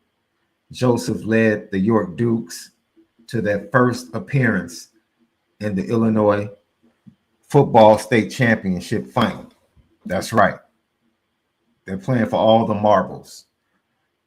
Next Friday, or this upcoming Friday, they'll be playing for all the marbles in the biggest class, the 8A class. They're getting the 8A championship opportunity. So Joseph Reif, he talked about that at the beginning of the season. I think they had an early loss, and then they went on a roll led by their running game. They have a very young, versatile quarterback who's great with his legs. I think he passes the ball something like 10 times a game. It's something crazy because they beat Naperville Central, one of the highest scoring offenses They beat them in the semifinals. They had just ripped off they have a sophomore wide receiver. I think his name is Ryan Williams. Not Ryan Williams. His last name is Williams. That kid put up 160 yards in the quarterfinals, and York just locked them down. They doubled them all night, rotated coverage, did an incredible job. Joseph Reif was putting continual pressure on their young quarterback. Naperville Central, they have a young quarterback that you're going to hear about. I don't know if he's good enough to play at Notre Dame, but he's definitely Power 5 worthy. Their aerial attack was, buzzing all season long until they got to Joseph Reif and that York squad. So congratulations to him on getting that trip down to Champaign to play for all the marbles on Friday. Joe Reif has been balling. He shared him and Dominic Huluk shared the Suburban Defensive Player of the Year award for their region. They were co-winners. So Notre Dame is getting some impressive talent. And Joseph was coming off the edge for York. They played him inside a lot. I saw that against Naperville Central. He played mostly 3 technique for the majority of the season, but against Naperville Central, they moved him to the outside. Primarily, he was rushing from the outside and was effective. He was effective all night. But that entire defense, their linebackers were fantastic in that game, especially in coverage. They really were. I had it on at the same time I was watching the Notre Dame game. Literally, I had it on at the same time. And I was really proud of the effort they put forward because they were true underdogs in that matchup. I don't know if there wasn't a line because it was high school, but if there were a line, I would venture to say Naperville Central would have been double-digit favorites. Double-digit favorites going into that game because their offense was a buzzsaw all season long. It really was. It really was. So, other recruiting news. The wide receiver recruiting left. I don't know how it's going to go down the stretch with Parham and with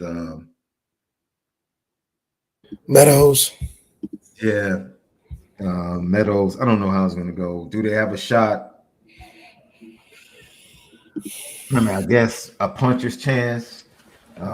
They'll be in the portal.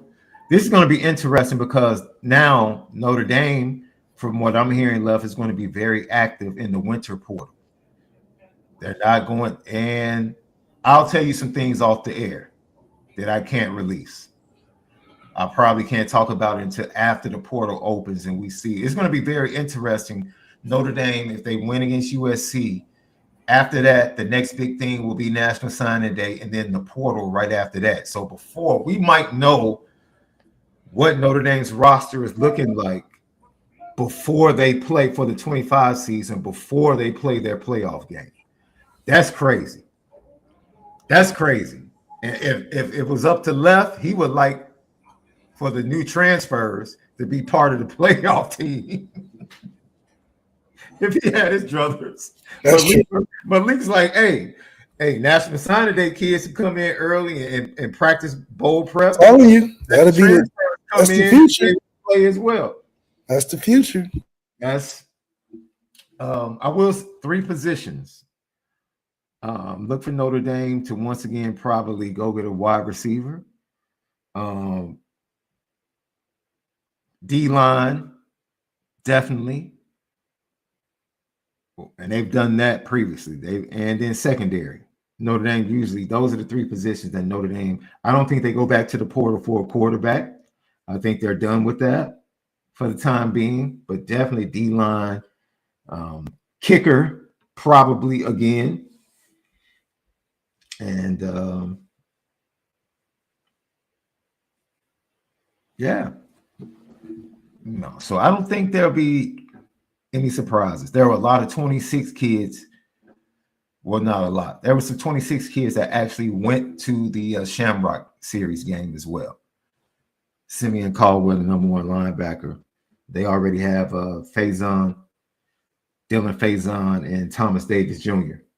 in the 26th class, along with Noah Grubb. So it's a good start to the 26th class. But Mike Brown, people want to get down on Mike Brown about the 25 wide receiver recruiting. He has to prove himself to me at 26. All right, because that's a full cycle for him. Full cycle for him. I think the Notre Dame wide receivers play well against Army. We'll see. Man, everybody played well. Yeah, we'll see how they play against USC. I think their speed on the outside of defensive back is good enough to test out, how this wide receiver core plays. I think it's good enough. Good test. Anything else stick out from you in CFB this weekend before we get out of here? Great show, everybody. Oh, my screen popper. I'm going to go ahead and give it to the offensive line. Yep. I thought that was their best game of the year. I'll give it to the offensive line as a unit. It's my screen popper on offense, and in defense, I'm going to go ahead and give my screen popper to I'm actually going to go ahead and give it to Adon Schuler. Yeah, that's a great choice. I'm going to give it to Adon. It just was everywhere, man. Yeah. Who was yours, Left? Did you give your screen poppers earlier? Yeah, I said it was Love and then the entire defense. Yeah. I didn't see anybody else. I would like to say it was a kicking game, but anybody? You see, I'm avoiding talking about the kicking game, dude. Good grief! That's all I'm thinking about. Good grief! Like I said, if you need the kicking game to beat Army, then you got bigger issues. Got bigger issues. Yeah, bigger issues. Yeah, I agree. Alsbury definitely could have been a candidate.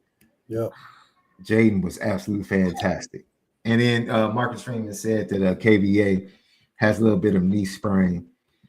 He's done for the regular season. Just save him for the playoffs. I have no problem with that. That linebacker core can get it done against USC without KVA.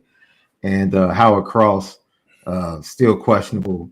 I almost want to say let Howard rest for the playoffs. We could beat USC without him as well. Like, with the injuries we've had, we don't need to rush anybody back. I think I think they rushed Mitch Jeter back. Like, dude, he has a groin for a kicker. Nah, don't play with that. Like, let that dude, let him get all the way healthy. That's right. Let him get all the way healthy. So,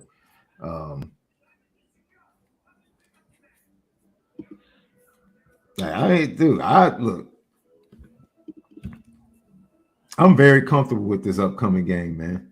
I just am.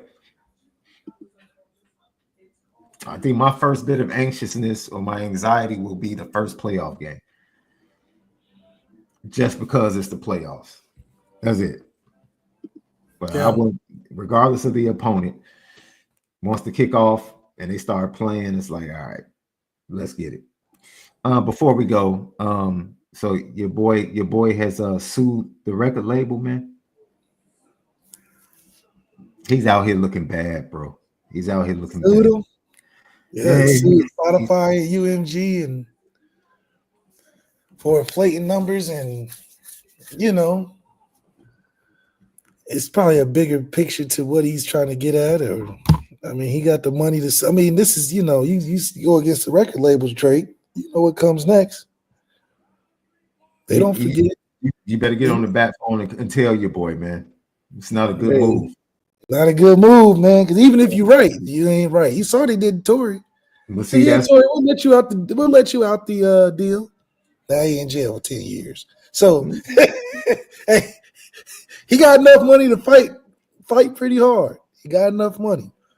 But these guys is like, man, we don't care about nothing. Man, listen, it's about positioning. And Drake need to relax, man.